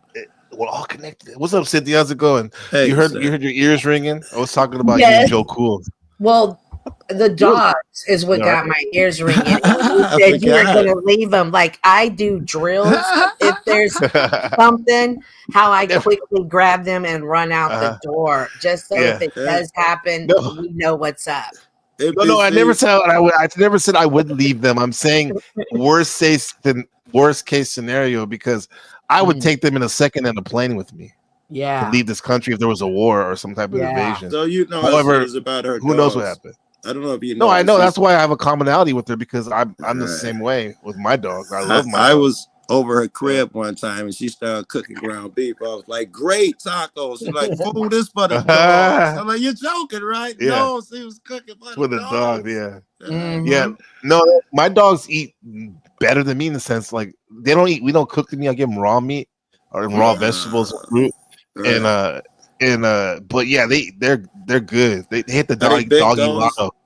That's so many big dogs for some reason. Are they big dogs? Medium size. Okay, yeah. Yeah, they're called Formosan mountain dogs, Taiwanese dogs. They kind of look like those feral dogs you see all over the world. Yeah. It's like greyhound looking. Check that out. Yeah.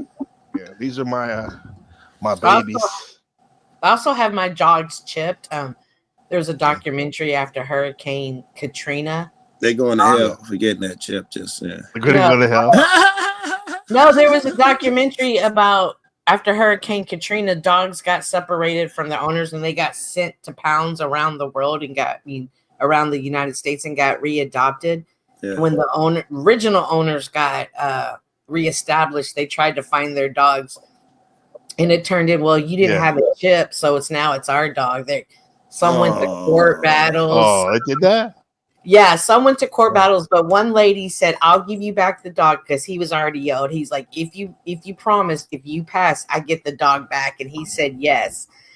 And so it was like 5 states away, and they did the video of her, coming back. And as soon as they turned into his neighborhood, the dog jumped up and was trying to everything. Like, it's like he knew, like, throughout the whole road trip. That's crazy.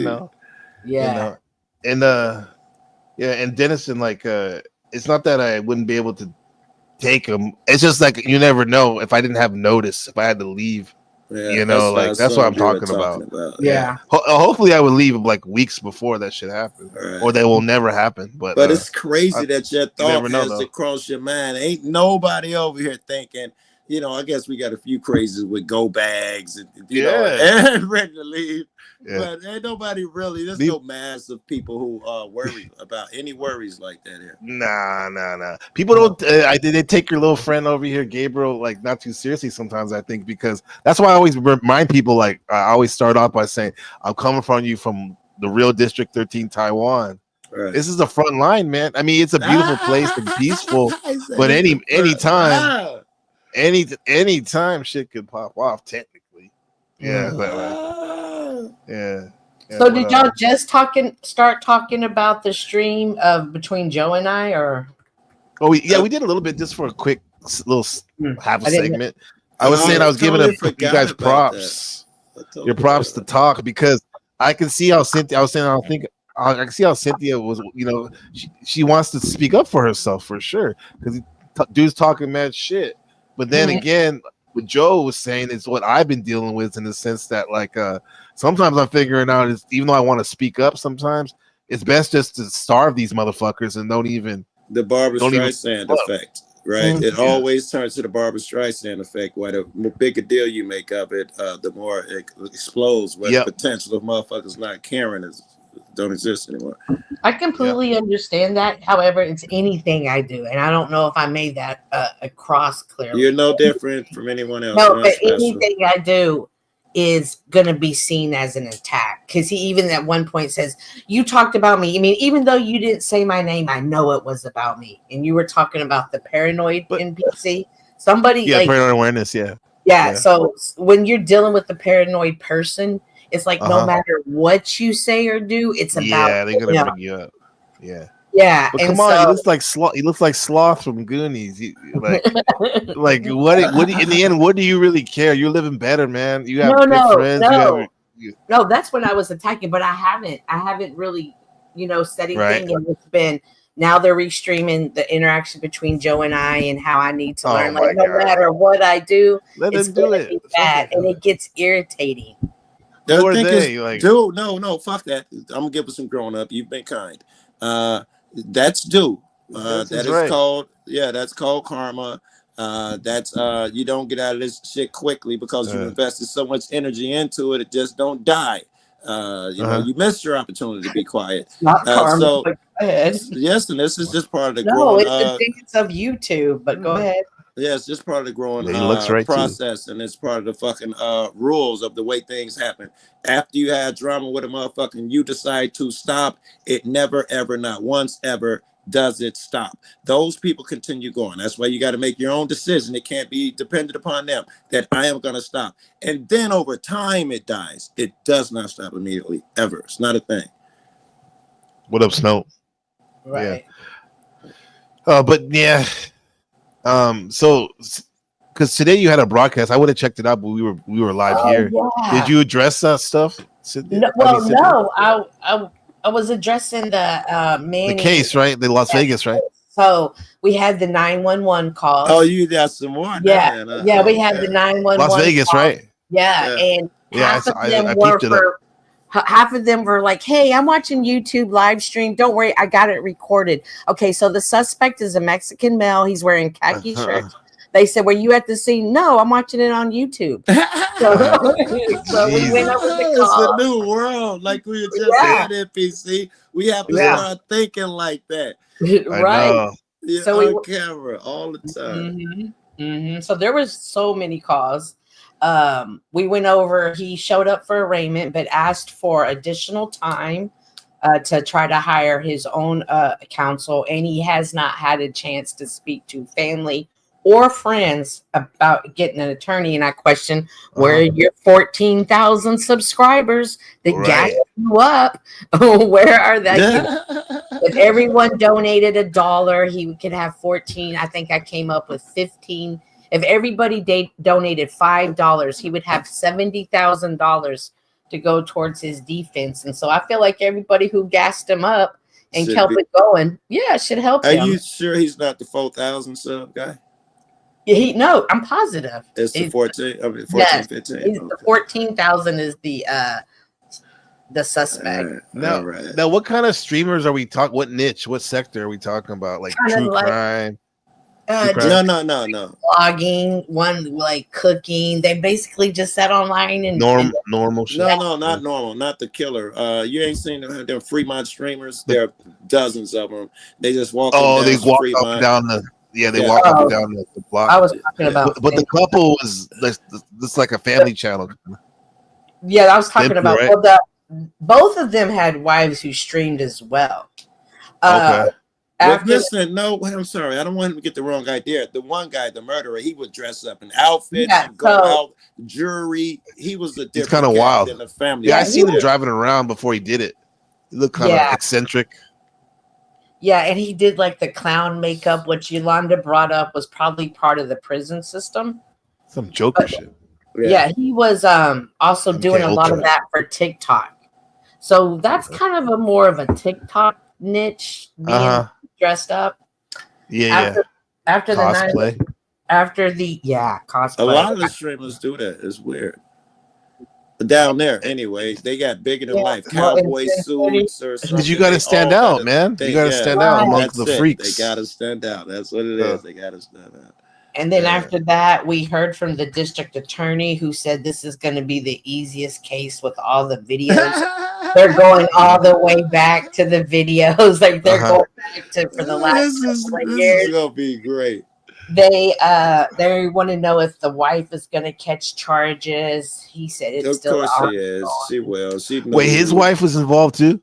Yeah, they were both streaming, but see, his wife actually, she called 911 as well and said, "Hey, I think my husband just 187 something." I'm assuming that if she does catch a charge, it'd be something lightweight. But he would have told her 87 different times, "I'm gonna pop that nigga." They gonna ask, "Did you see him with the gun?" They're going everybody who has a receipt. Everybody in the everybody's probably flooding them with this is this and this. Oh my god! Here it is, time stamp, 14 minutes. Yep. Oh yeah, yes. One of the content. So after this occurred, he ran off. So he didn't run off with his wife, but he took off his shirt and jumped into either a Uber or a Lyft. So okay, that's what he got away. But everybody was like, "This is what he's wearing." I mean, they would tell content creators, chatters knew exactly where he was at because of the live stream. It's a fascinating case. It is. And was that the first time they seen each other in person? No, because apparently 2 years ago, friends or something. No, apparently no, never. No, they've seen each other before. Apparently, but they weren't friends. They did see each other, but they were not friends. They met. No, they were beefers. Cynthia finna tell you how they met. It was caught on tape how they met. His girlfriend, the black guy, the girl who died, had bumped into someone who had swiped her phone away, and she started some ruckus. He had some words, standing a few feet away. She walked over and got in her face. His wife got into it. Her husband got into it. The two girls started going at it. One was dressed as a witch because her and her husband are weird, and she was using her long ass stick, a wand, or whatever to smack the other girl with. And then the killer pulls out mace because the wife run back at him and he maced her ass. And then for 2 years, it was just grudge matches, striking each other's channels and shit. Yeah, I'm about to say, like, check out Cynthia for the coverage, but Joe Cool, man. I got it from Seth, though, the other day. Okay, well, here's Cynthia's channel, guys. You gotta. I'm gonna have to recap on that, get up to speed. It's an interesting story. You need Cynthia, to check what is it about it? She did a whole breakdown on about 2 days. That got you so passionate about it. I brought up, both of them wanted to be YouTube famous, and now they both are. And I hope it looks infamous, like. Yeah, did it look like they wanted it to look? It said not, but that falls under be careful what you wish for, right? Be very specific. Snow and Denison and Lady Luck, is it worth it? Is it worth the fame? Right. No, the infamy. It can't be notorious. It can't be for, I don't know about the people who are dead. Maybe they're in a better place thinking, yeah, we killed it. But the guy who's in jail right now, it will die after this court is over with. His fame will die down tremendously. I think that's gonna be difficult to deal with. Yeah. So it's an interesting case, but don't. Oh, and then I compared self-defense, right? Is that what he said? It was self-defense? Yeah, he did, and the DA said it's going to be self-defense. He walked up on him. Yeah, DA says that's garbage. Like, yeah, what's up now, motherfucker? Pow, pow, pow. All right, like a gangster. I compared it to the Juice and Juice when Q and Bishop, and at the end of the scene, the kid goes to Q, "You got the juice now," and he gives him a look and was like, "No." I told him, like, don't be letting don't be letting chatters. If you ain't got the juice, don't be taking it. You got the juice now, man. I told him, don't be falling for that. You don't want the juice. Exactly. I'm telling you that fucking the YouTube juice is good, no? And YouTubers specifically, they did a study now. What's the most desirable job? I think it was 64%. Could have been higher of people want to be YouTube personalities now. It is, that desirable is where I'm going with this shit. People are losing their mind over this bullshit. And it can be something you've never experienced before, right? You're that guy. This is how my guy explained to me. He's rest in peace. He said, I was like, what the fuck is this? Motherfuckers losing their mind over us. And me in particular. I'm sure I was talking about both of us were super famous. And what the fuck is this?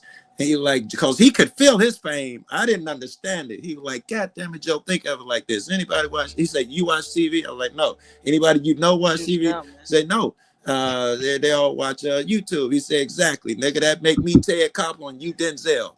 I'm like, damn, Joe. You got the juice now. Oh, man, where you guys go? What am I doing? Okay, there. Yeah, man, that's all bad. I was gonna say the reason why you think we're passionate about it is because we saw those panels. Like when you showed the panels the other day, I was like, "Damn, it's too real now. It's too much commonality." Right? What are you talking about? Showed the panel. What are you talking about? Cynthia showed the panels. Like what some of the they were showing some archival footage on the news clip you were showing that they were on. And there was like a guy that almost had the same logo, like OTW. That day. Joe, you were on the panel. I remember. You know, Toby's smoking. I remember though. Little kids in kindergarten, when you ask them what they want to be when they grow up, they'll say YouTube content creators. That's what my son says. That's what Ben says. I want to be a YouTuber. Okay. We'll do some other shit too. Right. Yeah. And you think about it, man. It follows logically that this would be put in the category, in some ways like a narcotic, right? This is so dangerous, I watch motherfuckers, man, when they do this shit, at least in my genre of motherfuckers of film, motherfuckers, I watch for this, and this is a dead giveaway. When motherfuckers start talking about, you better know who I am. You know me or anything like that, I'll be like, he believe in the Jews. He believes in his own myth, man. There's gonna be millions of people, and they got 600 subs. Millions of people gonna be watching you at home. You just wait. Calm down. You gotta calm down. Relax. You're not that guy. You're not have superpowers out here suddenly because you picked up a camera. What about Joe? What about you? If you went live consistently, do you think you would have like at least a couple thousand on your stream? I would. I had stupid numbers back then when 1,000 was unheard of. On a live? Yes, on a live. It was just totally unheard of. It was a myth. Niggas used to tell you, some niggas have 1,000. Yes. What makes you not want to do that? Just because I think it's the evolution of your channel. When your channel gets so big, I can't just go live unless something's happening. Which I feel like, probably this weekend would be the first time I went live in a long time. The rally downtown, and I was at the other protest, and it jumped, but it didn't jump like that. It was great. You probably heard about the shit that happened in Chicago. I was down there a couple of days ago, and it's I heard you say you were at a protest. I figured it was for like the ICE shit or something. It was solidarity. Yeah, so Oh, it it was a was? massive one planned. Yeah, it was. Half the people didn't even know what it was about that was down there fucking around protesting. They was asking me. But there's another one planned for Saturday. And if that one it'd probably be more continuous. This was just like fights and skirmishes jumping out and police running back and forth. You can't follow them because it's downtown Chicago. There's no way to get there before it's weird. You know, police have to clear the street. It's weird. So you have to be able to I don't know, when the conditions is right. They might be right tomorrow. And yeah, I used to keep stupid numbers and I the last protest that I had went live, I was out there doing all of them. But I remember I had beat that 1,000. I had like 1,100 or something, which was like I was just so filled. And 10,000 was watching on Twitch, and that was you know, before I stopped going live. That was my biggest shit. Yeah, that's a lot, man. Did you say 10,000? 10,000 on Twitch and 1,100 on YouTube. Yeah, man, I'm trying to make some money and off that. That was man. Back in the day. Joe, you trying to make money off that? You know, money clearly is secondary. You don't know this about me, I'm sure. But I had what 24,000 subs or something before I monetized all that shit. I ain't never did this shit for the money. I don't even. I'm not saying do it for the money, but might as well get some. Of course, I want to make money. I've been traveling 5 years. That's YouTube money. But I don't do the things you don't see me saying. You know, like and sub everybody. You don't see me even advertise my channel. I don't even do the normal shit. Because you had to get asked to cash up on my stream. Your cash. I thought it was funny. I thought it should have been hilarious. Yeah. By the way, y'all can give me a donation. Not you. You guys are good, but anyone else watching, But why do always you not, accepted. Why do you not do the normal stuff, Joe? I think I don't know. I think it repulses me when I see a lot of people doing it. If they were my friends didn't grip so fucking hard, I want to choke them when I see them. Everybody hit that like button and so and so on. And I don't care about the like. I do the donation. All the fuck they do. And I be wanting to choke them. And then I see them go out. And this is probably the bigger reason. It changes their behavior. We'll go out in 2 carloads and some niggas jump out like me. Let's see what's going to happen. And some niggas jump out. I'm going to make something happen. And they literally come out their mouth. I'm going to make something happen. And I don't respect them no more. It's weird. Oh, okay. I don't know. I wanted to give Cynthia a donation the other day, but did you used to have the YouTube one, Cynthia, monetized? No, I've never been monetized. Okay, all right. Yeah, because everybody channel I frequent, I at least give at least once or twice give them a donation. I play too much music and have too much. At first, I started off making music videos. So. Well, I do too. You know me. Look at me. I had to go before I resubmitted my shit. I had to go through all the shit and like I deleted all the songs. Yeah. It took me like a week. So I mean, even though it does it for you, like YouTube does it automatically once you press the button, but you gotta wait for it to render before you get another song, and then another song. So, but anyway, once I did that, I was able to be monetized. Right. Yeah. Nice. Yeah. I don't want to be Debbie Downer and shit, but you know what percent of motherfuckers actually make money off of this shit. You know, I mean, it is like really, you know, that's got to be your full-time gig for you to fall that percentage where you actually cash a check that's reasonable. No, well, here's the thing. Like, I just do this like this is a hobby and stuff, but it helps, man. Like the money I made last year, it was not bad. It was like. I was saying it was almost like $400. Yeah, that's good. Like better than nothing. Yeah, no, especially when you're trying to take your family on a vacation or something, and when you don't have to commit full time to it, right? Mm-hmm. You know, as a hobby, like you said, this is a hobby, motherfucker, and I get paid to do it. Yeah, that's pretty hard to beat. Now we might have to change it in the future because there are some expats over here in Taiwan that do pretty well off streaming, but they cater to the Taiwanese audience. So change up how he's talking a different. I would probably do vlogs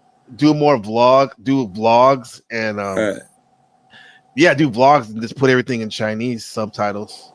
And you can get like a fucking like my friend out here, Alan. When I met him, he was only at 900 subs. A couple years later, now he's at 250,000. Holy hell!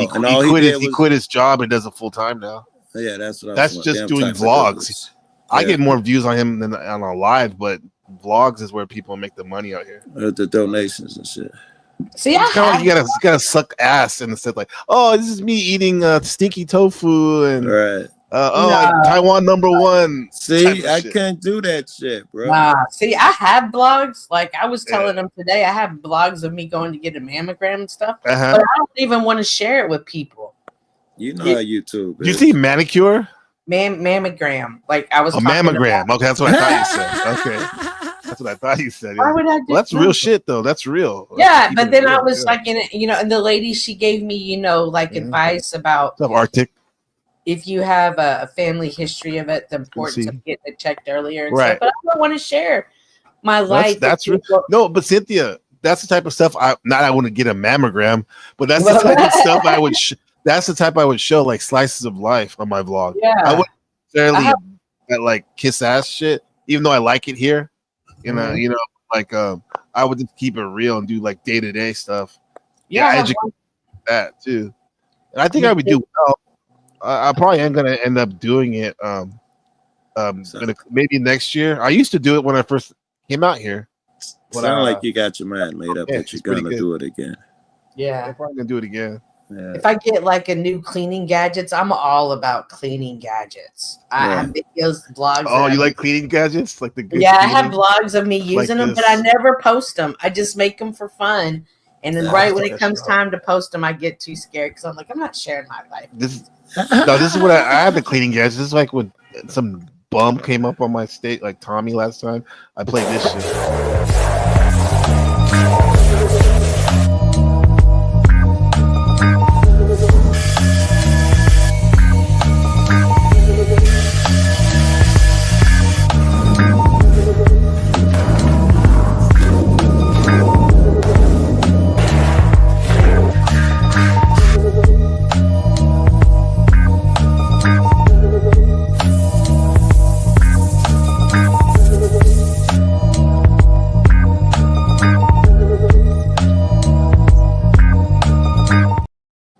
Okay, that's enough of that. I watch that shit all the time. I didn't understand the girl at the end.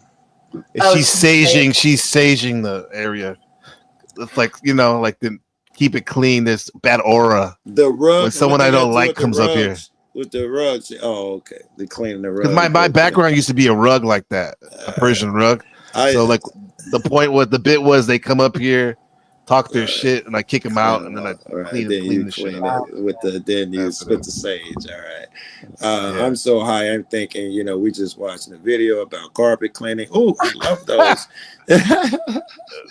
Those are fun videos, huh, Cynthia? Like those are. I watch those. I forgot the guy's name, but he hung around Paul, and he used to say he was Jesus. Remember Daisy? Aaron. Do you mean Jack Talcott? No, Aaron. His name was Aaron. Anyways, one time him and I were just going, I was like, bro, you are not Jesus. Calm down, right? And we were going back and forth so bad. A Buddhist monk came up there who was meditating and just sat on stage with us and meditated the whole time. And I was like, well, who are you bringing up here? Yeah, it was a pretty epic fight. He also said that, and this is crazy, that he knew the Rockefellers. They Aaron, met him when they was younger. Yeah. They met him when they was younger. They'd been in touch with him, and they were about to end the world. And he asked, give me chance. He says something to the big families. He's like, we stay in touch, and they told him that we'll give you time, and that the Conan shit happening was them giving him time to clean up the world. And when that was over, they would go ahead and end it if he couldn't do it in that time. That's how big-headed he was. Yeah. That is pretty megalomaniac almost. Yeah. Oh, yeah. So, needless to say, we had backs and forths. He wouldn't indulge me with the back and forth shit. He would fucking run, and he found excuses to go. He wouldn't indulge me if I asked him, "Well, so are you Jesus?"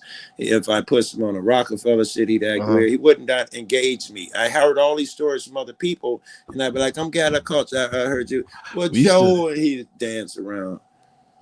We used to hang out with a guy on the stream where he said he was the bastard child of a Rockefeller. He called himself Supreme Rockefeller.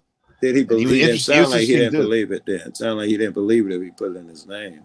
Right? Sound like he's just doing it for clicks and views.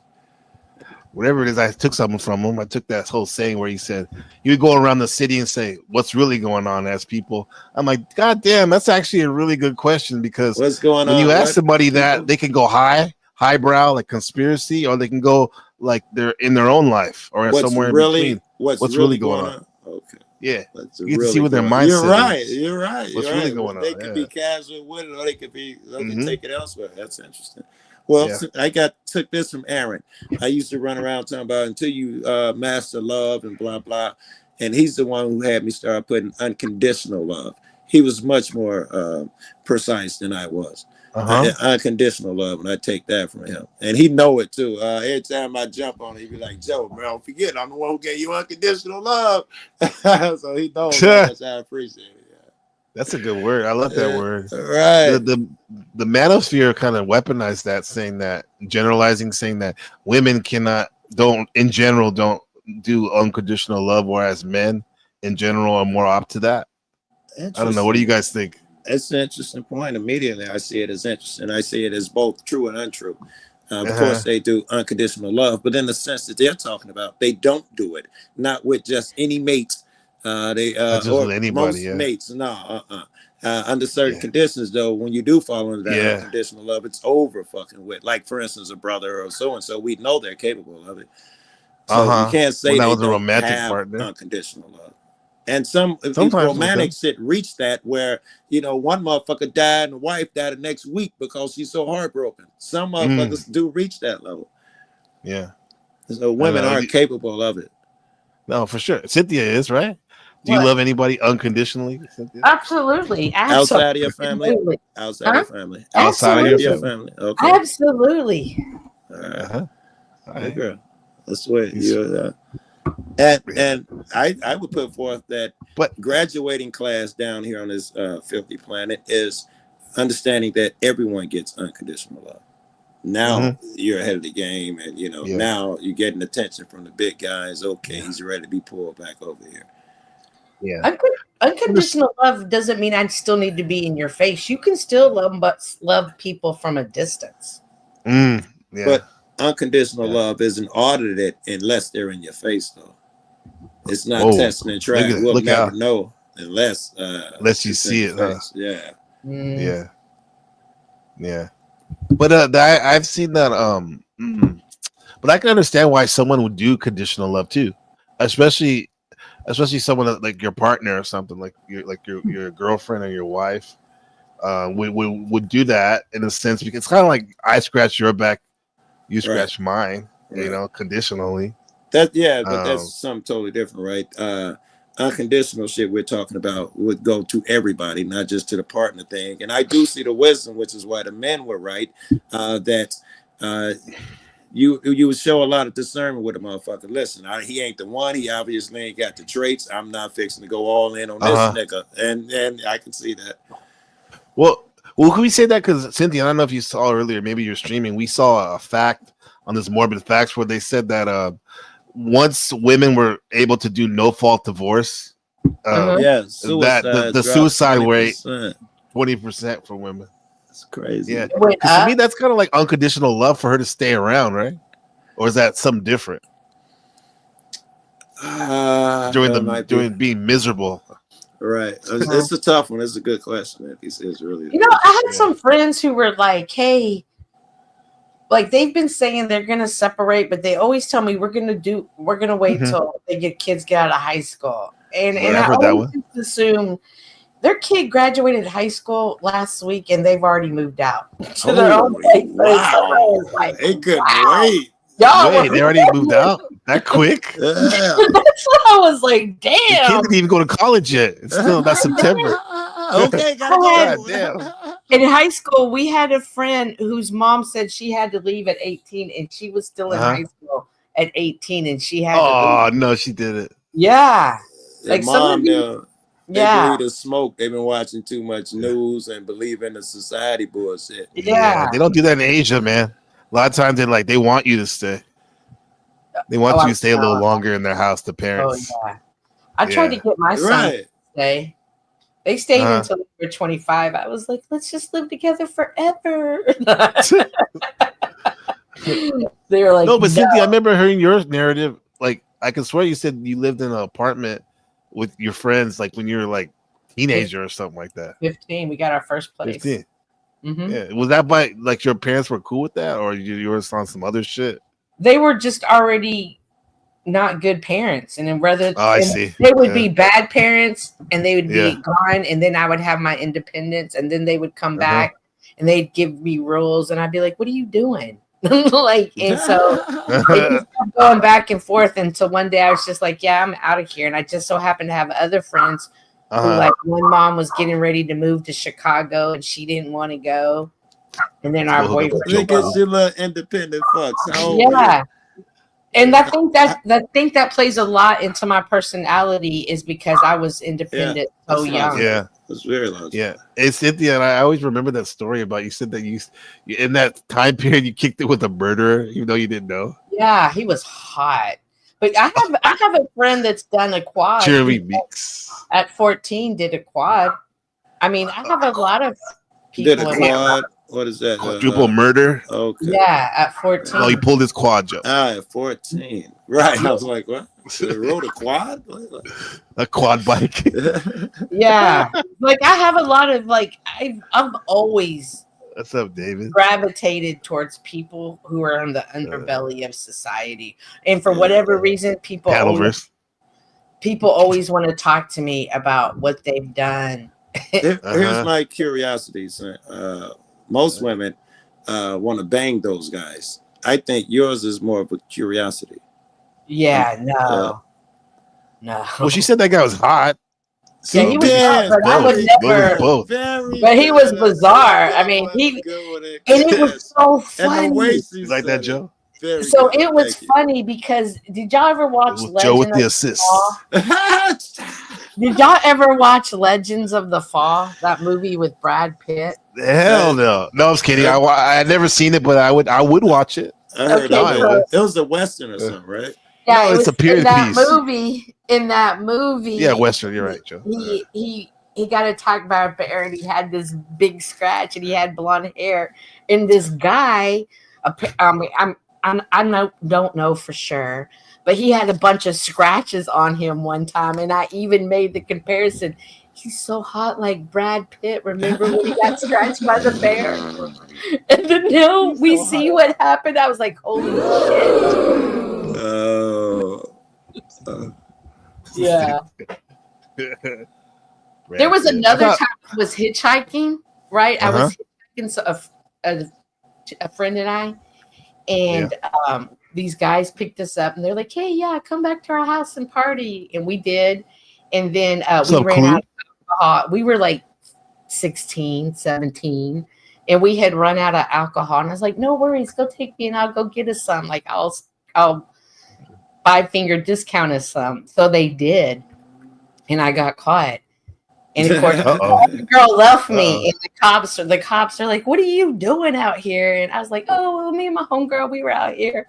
And we met these guys, and they took us back to their house. And that's what we were doing. I was getting alcohol.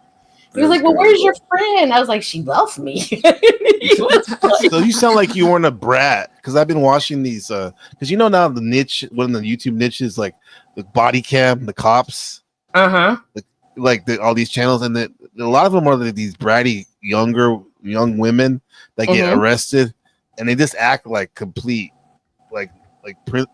entitled princesses. No, I was just straightforward with them, and I was just chit chatting. And he's like, well, take me by the house of where y'all went. And so I did, and he ran, and the guy was wanted for grape.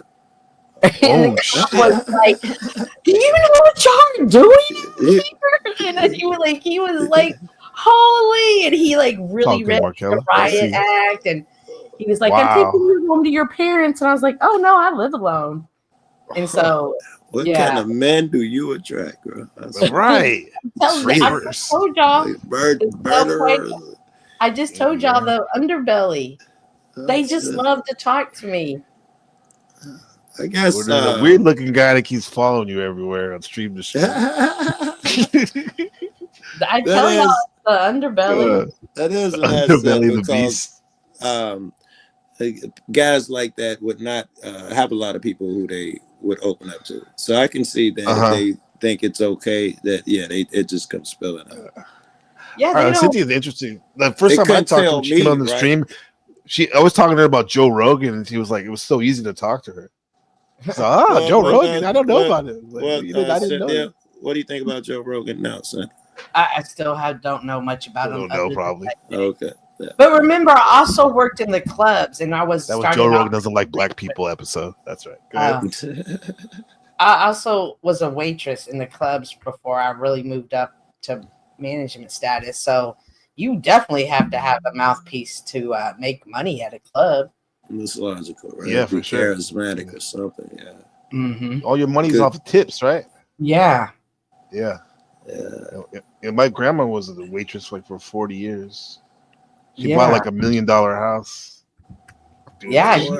Fucking year. $213 an hour. Yeah, it's like crazy, right? The below minimum wage. When you get paid like a. Did you ever run into it where the one chick kept wearing a low cleavage dress and she's getting more tips, and the other girl felt they had to be compete, or her shorts are shorter, so she got more tips? Is that a thing? Well, we all had the same outfit. We had to wear corsets. Okay. Shit. I was ahead of the game already. What kind of place is this? So, what kind of club? I learned really quick. A strip club or a dance club? A strip club. Canada what I learned really quick is it didn't matter looks. It was more about the mouthpiece. The mouthpiece. So everybody always thought, "Oh, I'm cuter than you," and I was all like, "Yeah, but you can't out-talk people like me. Like you can't run that mouth like I can." Virgo, you're Mercury. That's your plan. Dennis is just putting the lyrics to the fucking song in the chat, yo. Been watching the funny stalker, see your every move. Private. Yeah. Shout out to Cynthia for giving me that link yesterday. I was like, it's kind of weird asking her for a link to her ops. She's a real one. I've never had it. Yeah, everyone's always talking about this guy, so I'm like, what the hell? What's the big fuss? Oh, now I see. Wow. PC, I'm gonna bell on you and make me a cup of tea, man, and run around a little bit. Okay, yeah, man. Joe, thanks for coming on, man. Yeah, thanks for having having me. Later. Yeah, absolutely. I'll probably go on. I gotta show you this Morbid Facts, and then I'm gonna bounce. But I don't know if you saw this before. These videos. This is like a 5-minute video. Are you willing to stay with us for a sec, Cynthia? No, I'm gonna go ahead and log off. I gotta go take care of. I see how it is. Okay, goodbye. I'll stay if you want. I was kidding. It's all good. Okay. It's all good. Thank you for having me up, and I appreciate you dropping my link. And don't forget to hit the like button. I'll say thank you, Cynthia. Okay, take care. Bye. All right. Let's go. Finish this video real People quick. seeking a way to feel like they were contributing to the war effort. None of the fears that led to the massacre. Talking about the dogs, leaving the dogs behind, which I would actually probably never do. Just thoughts, in the scenarios. Men were sentenced to 6 years to life in prison. The British Pet Massacre was a week-long event in 1939, during which an estimated 400,000 cats and dogs, 1/4 of England's pet population, were killed out of fear of them eventually being gassed or left behind during an evacuation. Almost immediately afterwards, the event was recognized as completely unnecessary, stemming from social panic from the impending war and people seeking a way to feel like they were contributing to the war effort. None of the fears that led to the massacre actually ended up materializing. Okay, one more. Let's see. One more. Morbid Facts, Part 324. As part of a grim psychology experiment starting in 1961, triplets Edward Gallen, David Kelman, and Robert Shafran were separated at birth. They were placed with adoptive families who were lower class, middle class, and upper middle class, none of whom were aware of the other siblings or any part of the experiment. According to their adoptive parents, as babies, all 3 of them would bang their heads against the bars of their cribs in distress. This was likely the result of severe separation anxiety, which continued on as the boys got older. By the time they were college age, David and Edward had been in and out of psych wards. while Robert was on probation after his connection to a 1978 murder. A few years later, they were reunited through happenstance, but never fully recovered from their mental health issues. All right, we already saw that one. I want to see one I haven't seen yet. Let's do this one. Never Tell Me the Odds, Part 14. A 42-year-old Russian fisherman was viciously attacked by a bear in 2014, but he was spared from death when the ringtone his granddaughter installed on his phone suddenly went off. Justin Bieber's song Baby miraculously sent the bear running back into the woods. In 1998, Honduras built a bridge over the Choluteca River, but the water was rerouted Justin by Bieber Hurricane scared him Mitch away. that same year. On December 31st, little Delaney turned 1 year old while her great-great-grandmother turned 101. They were born exactly a century apart. There was only That's awesome. Let me share. Aparo has this comment about his dog. Eddie's very attentive to the attendance of both myself and my companion, and upon returning after a period of absence, he shows his appreciation. He singles when one of the other has returned. That's awesome. Dogs know, man. We're part of the pack, right? They're part of our pack. Family. My Lady Luck says, my dog connects with me every morning. He barks and moans, talks until I get out of bed. I've heard him. Yeah. only one On the photo phone. ever taken of Abraham Lincoln giving a speech, and his killer John Wilkes Booth can be found in it. He's in the photo. Genesis said back, let me see. He said, when I recorded my cat, I found that he didn't even move until he heard me outside the door. That's wild. And that says a lot for a cat because they'll move for nobody usually. You know, that's love. That's love. So you say yes. Sacred away. Selena Gomez, yes. Mac from Prague contemplated both murder and suicide after learning that her husband had been cheating on her. She ultimately decided to take her own life and jump from her third-story balcony, only to land on her husband, who happened to be walking on the street below. Shit. Cushioned by his body, she survived, but he was killed instantly. Damn. Come on now. Never Tell Me the Odds, Part 30. In 2016, Glenda Blackwell bought a $10 scratch-off ticket to prove to her husband that they were a total waste of money. But she failed to prove her point since the ticket ended up being a $1 million jackpot winner. Sodium nitrate is the secret ingredient that will turn any cheese into a creamy nacho cheese sauce. Sodium nitrate. Oh man, my weakness. Pure coincidence, sodium nitrate's chemical formula spells out the word nacho.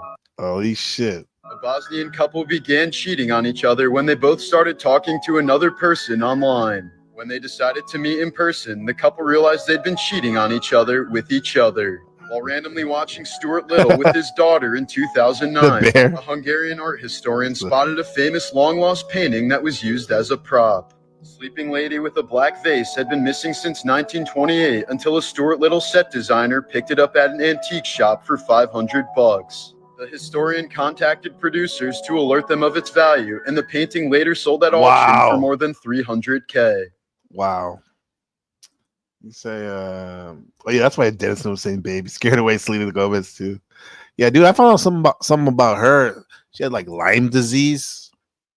Oh no, she had a kidney problem. Right, probably from drinking. And she took her friend's kid. Her friend gave her a kidney for a transplant, and then the friend started feeling salty because she witnessed Selena drinking and partying with her kidney that she gave her. Right? Baby. A 10K lottery ticket would change my life and possibly change the world. Yeah. Make more money. Use it to make more money. Never Tell Me the Odds, Part 32. In 2019, an Australian man was walking his dog named Lucky when he accidentally kicked something hard that he thought was dog poop.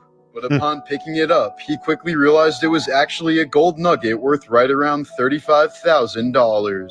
Someone took a pic of an albino peacock at the exact time that it flew over a regular one, making it look like its spirit was exiting its body. Wow, that's awesome. The original patent for the fire hydrant was destroyed in a fire when the U.S. making it look like it's the Crowley deck. The peacock feather is the last card represents the universe. Spirit was exiting its body. The original patent for the fire hydrant was destroyed in a fire when the U.S. Patent Office burned to the ground in 1836. Thus, the true inventor of the fire hydrant remains a mystery.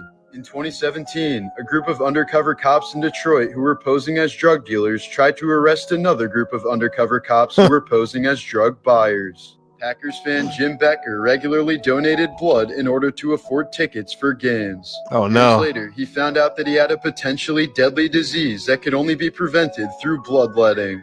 So without even knowing it, he was saving his own life by donating blood the entire time. Man, I guess that's the divine architect right there. Never Tell Me the Odds, Part 1.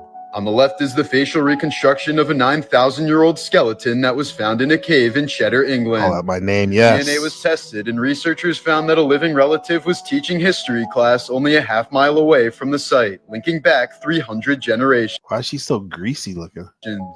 A Chinese couple recently discovered that they were in the same photograph as teenagers, more than a decade before they'd ever met. In 2015, In 2015, a man found a Mountain Dew bottle from 1992 that would have won him a brand new Super Nintendo. A Chinese couple recently discovered that they were in the same photograph as teenagers, more than a decade before they'd ever met. In 2015, Yo, that's fucking awesome. If that shit's real, we'll just say it is. Fuck it. That is amazing. Yeah, she's right there. You can see her right there. In a decade before they'd ever met. In 2015, a man found a Mountain Dew bottle from 1992 that would have won him a brand new Super Nintendo. Jim Springer and Jim Lewis are identical twins who were separated at birth but ended up living nearly They kind of look identical, I guess. identical lives. Both married a woman named Linda, got divorced, and remarried a woman named Betty. Wow. They also both drove a Chevy, smoked Salem cigarettes, and had a dog named Toy. Now I wonder if they would have been grew up together, if they would have had such similarities. Huh. You know what I mean? Yeah. It's like because they were apart, there was an even greater pull to live similar lives. All of this was discovered when they were reunited at the age of 39. Never Tell Me the Odds, Part 13. In 2013, a New York family bought a $3 bowl at a garage sale and displayed it on their mantle for years. They eventually decided to get it checked out, and it ended up being a 1,000-year-old Chinese ding bowl worth $2.2 million. The only other bowl of its kind in the world had been in a British museum for over 60 years. A man was photographed. How much was it? $2.2 million. $2.2 million. The margin. The only other bowl of its kind in the world had been in a British museum for over 60 years. A man was photographing a plane crossing over a rainbow when it was struck by lightning at the exact same time. Wow. In 1903, a pair Let's of look at that real identical quick. 1903, a plane crossing over Money a shot.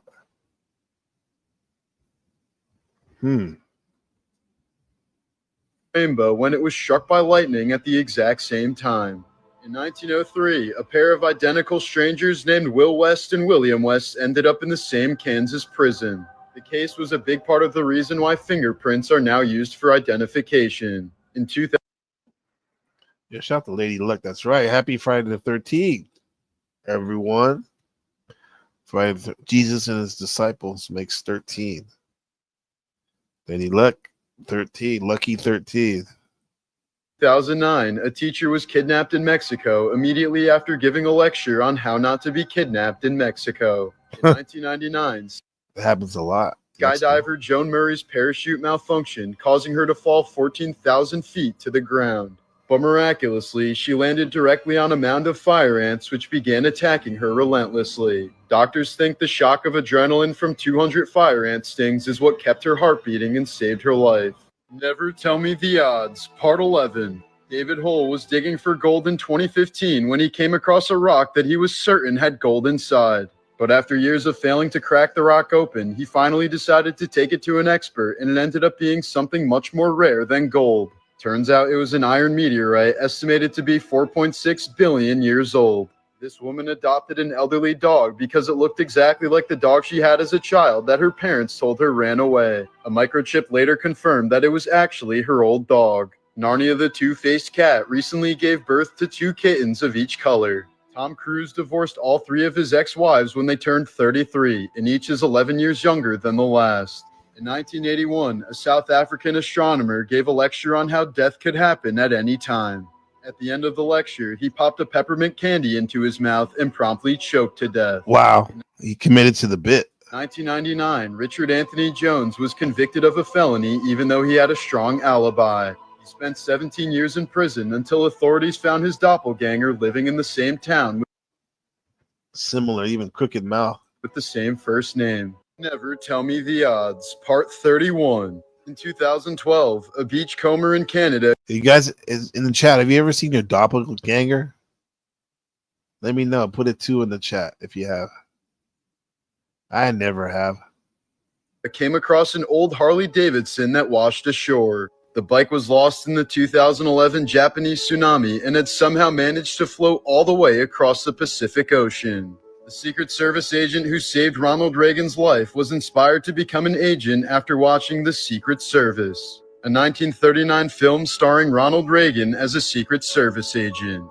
Wow, he propagated a job, Ronald Reagan, in his role as a Secret Service, that ended up inspiring someone to save his life in that particular job.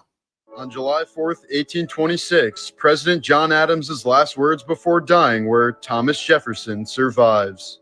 Little did he know, President Jefferson had died just hours earlier on that same day. Not to mention, it was exactly 50 years after the Declaration of Independence was passed. Yeah, shout out to thank you. Yeah, for real. Appreciate that. Yeah, we got first place. Not first place. Yeah, that's 2 wilds, man. I love it. One more. One more.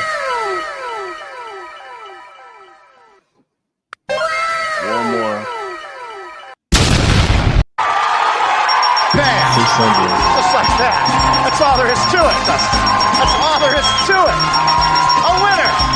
Just like that. We'll be right back on our Price is Right. Don't go away. Thank you, Drew. Yeah, thank you, David. And Markella and everyone that helped me get 600 subs. That's awesome, man. No bot subs, nothing. Just pure subs. Yeah, appreciate it. Get that 1,000. Next goal. That's awesome. Okay, let's keep going. Let's keep it going. We'll keep it going. 1987, a British woman purchased a ring from a flea market for $5, thinking it was simply a nice-looking artificial stone. 33 years later, she was about to throw it out when her neighbor suggested getting it approved. Yeah, we hit the help keep NPC's channel going. Hit the buy me a coffee link. There you go. Thanks, Markella. Yeah, man. Every bit helps, man. Every bit helps. Praised instead. Well, thank God for her neighbor, because she discovered that it was actually a genuine 26-karat diamond ring worth right around $960,000. Never Tell Me the Odds, Part 28. Never told me the odds that I would become a teacher. I never thought I would. I used to give teachers hell, and I guess this is my karma. No, I teach English literature, and writing. Yeah, that's what I teach at a pretty good academy out here in Taiwan. I'm about to actually prepare for a class in a little bit right after the stream. And I love the stream. I already be doing it for free. However, this makes it so much more sweeter than donations.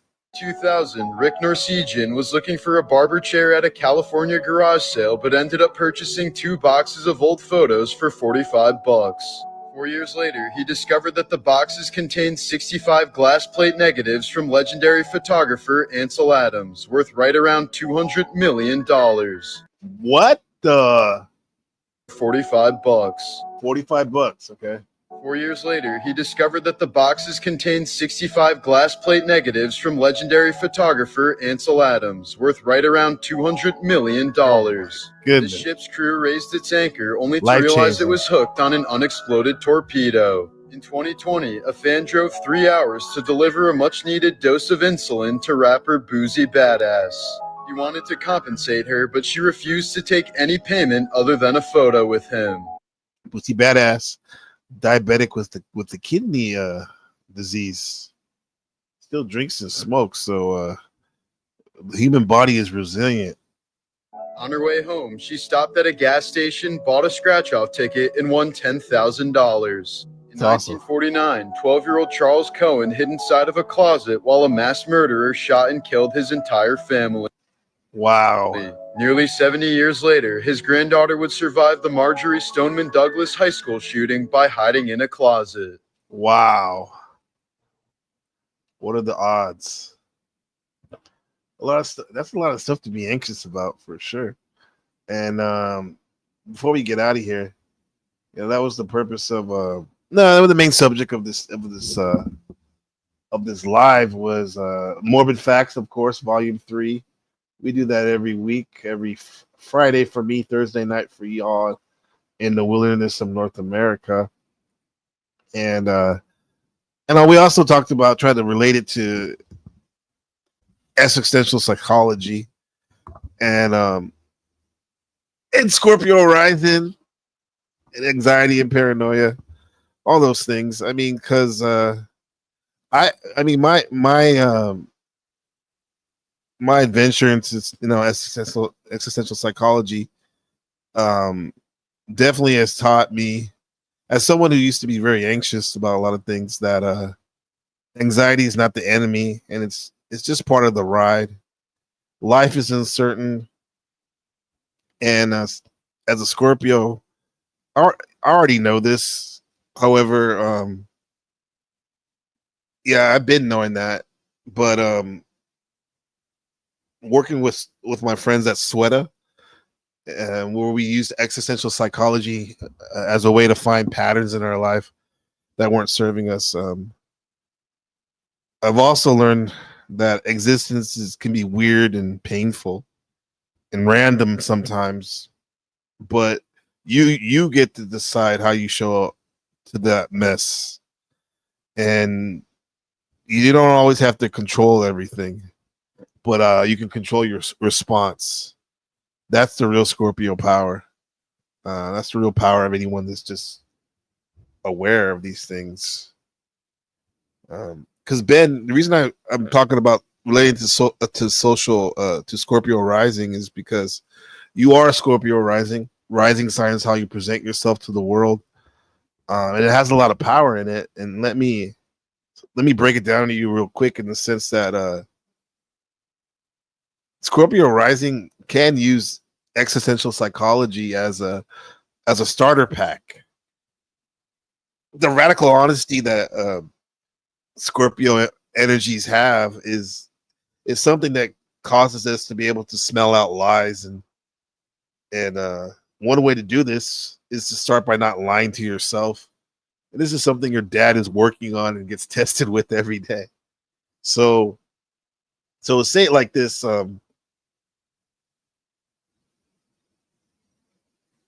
don't be so anxious so much, because you can control how you react to whatever's bothering you when you really slow down and look at it. Choose how you react. Shout out to Ben. Shout out to all y'all. Snow, love you. Markella, love you. Lady Luck, love you. Dennison, love you. David, love you.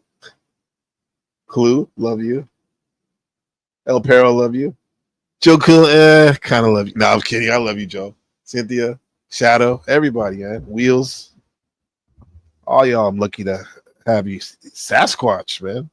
You guys are great. Austin Murphy, love you. I'm glad you're here.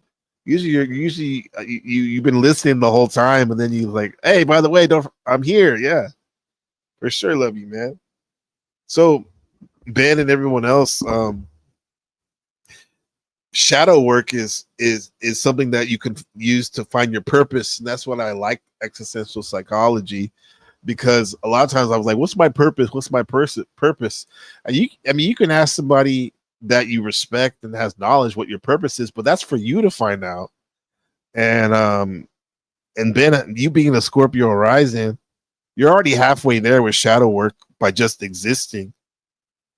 Existential psych is basically like, yeah, go ahead, meet your shadow, shake hands with it, and you can even give it a nickname. Choose your vibe and how you react to it. Being anxious it's an opportunity to find out about yourself, what you're truly made of. When you feel anxious, ask yourself, what if everything falls apart? And existential psychology will answer, if it does fall apart, I'll rebuild it back. And what in black marble? Let's see how that sounds good. With mood lighting and candles, right? Right. Yeah, much love. I love you. Denison with a comment. The privilege of a lifetime is to know thyself, not what the world expects of you. That's the man. Well said. Knowledge of self is the only game in town. Life is a journey, not the destination. Right. It's a we use more metaphors like it's a dance, right?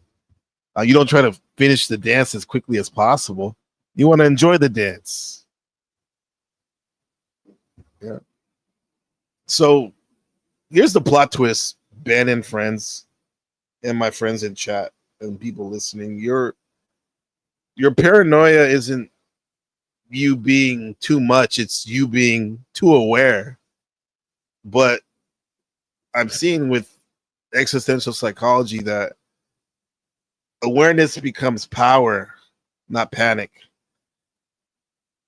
Because Scorpio and all y'all recovering paranoids, we don't just survive chaos. Scorpio and fam, we master it. And remember, you're not paranoid, you're just ahead of the schedule. Right? So I appreciate y'all coming in today. And I didn't mention, like, there are some famous Scorpio risings that we can learn from. Some of y'all love the pop music. You've seen this vibe, the Scorpio rising. Lana Del Rey, I think she's one. The queen of making existential dread sound like a romantic vacation. Every song she has is like, life is meaningless, but let's wear diamonds about it. That's what I think about her style. Scorpio risings, they feel deeply, but they keep it glam. Kendrick Lamar, Scorpio rising, layers on layers. He's not just making music. He's unraveling systems and family wounds and existence itself and anxiety. Yeah, he talks a lot about anxiety, but he turned it into art, purpose, and revolution and evolution. That's existential psychology in action. Even you wino lovers, Wino the writer, she's a Scorpio rising, always playing characters who know something's up before anyone else does. Shout out to Lydia and Beetlejuice. Soft on the outside, intense detective energy inside. So remember, guys, we're not overthinking. We're basically just in the same emotional dojo as Kendrick writing all right. Or Lana's sipping rose, wondering about the void. Scorpio rising doesn't really run from existential anxiety. We monologue over it while wearing sunglasses at night. So Ben, think about If you're going to use existential psychology as a tool, think of it as your personal script to rewrite for the anxiety movie playing in your head. And Scorpio Rising, man, you're already the main character, so fuck it. Yeah. You're going to win. You're going to win. You're going to win. Love you. Love you, Wheels, too. Leopard, I love you, man. Woman. And have fun. We're all gonna be here tomorrow. One more day, Friday for you guys, and take a little break. But we're superstars. Shout out to Lady Luck, superstar. We're marsupial superstars. Love you guys. Peace. NBC The Game Live.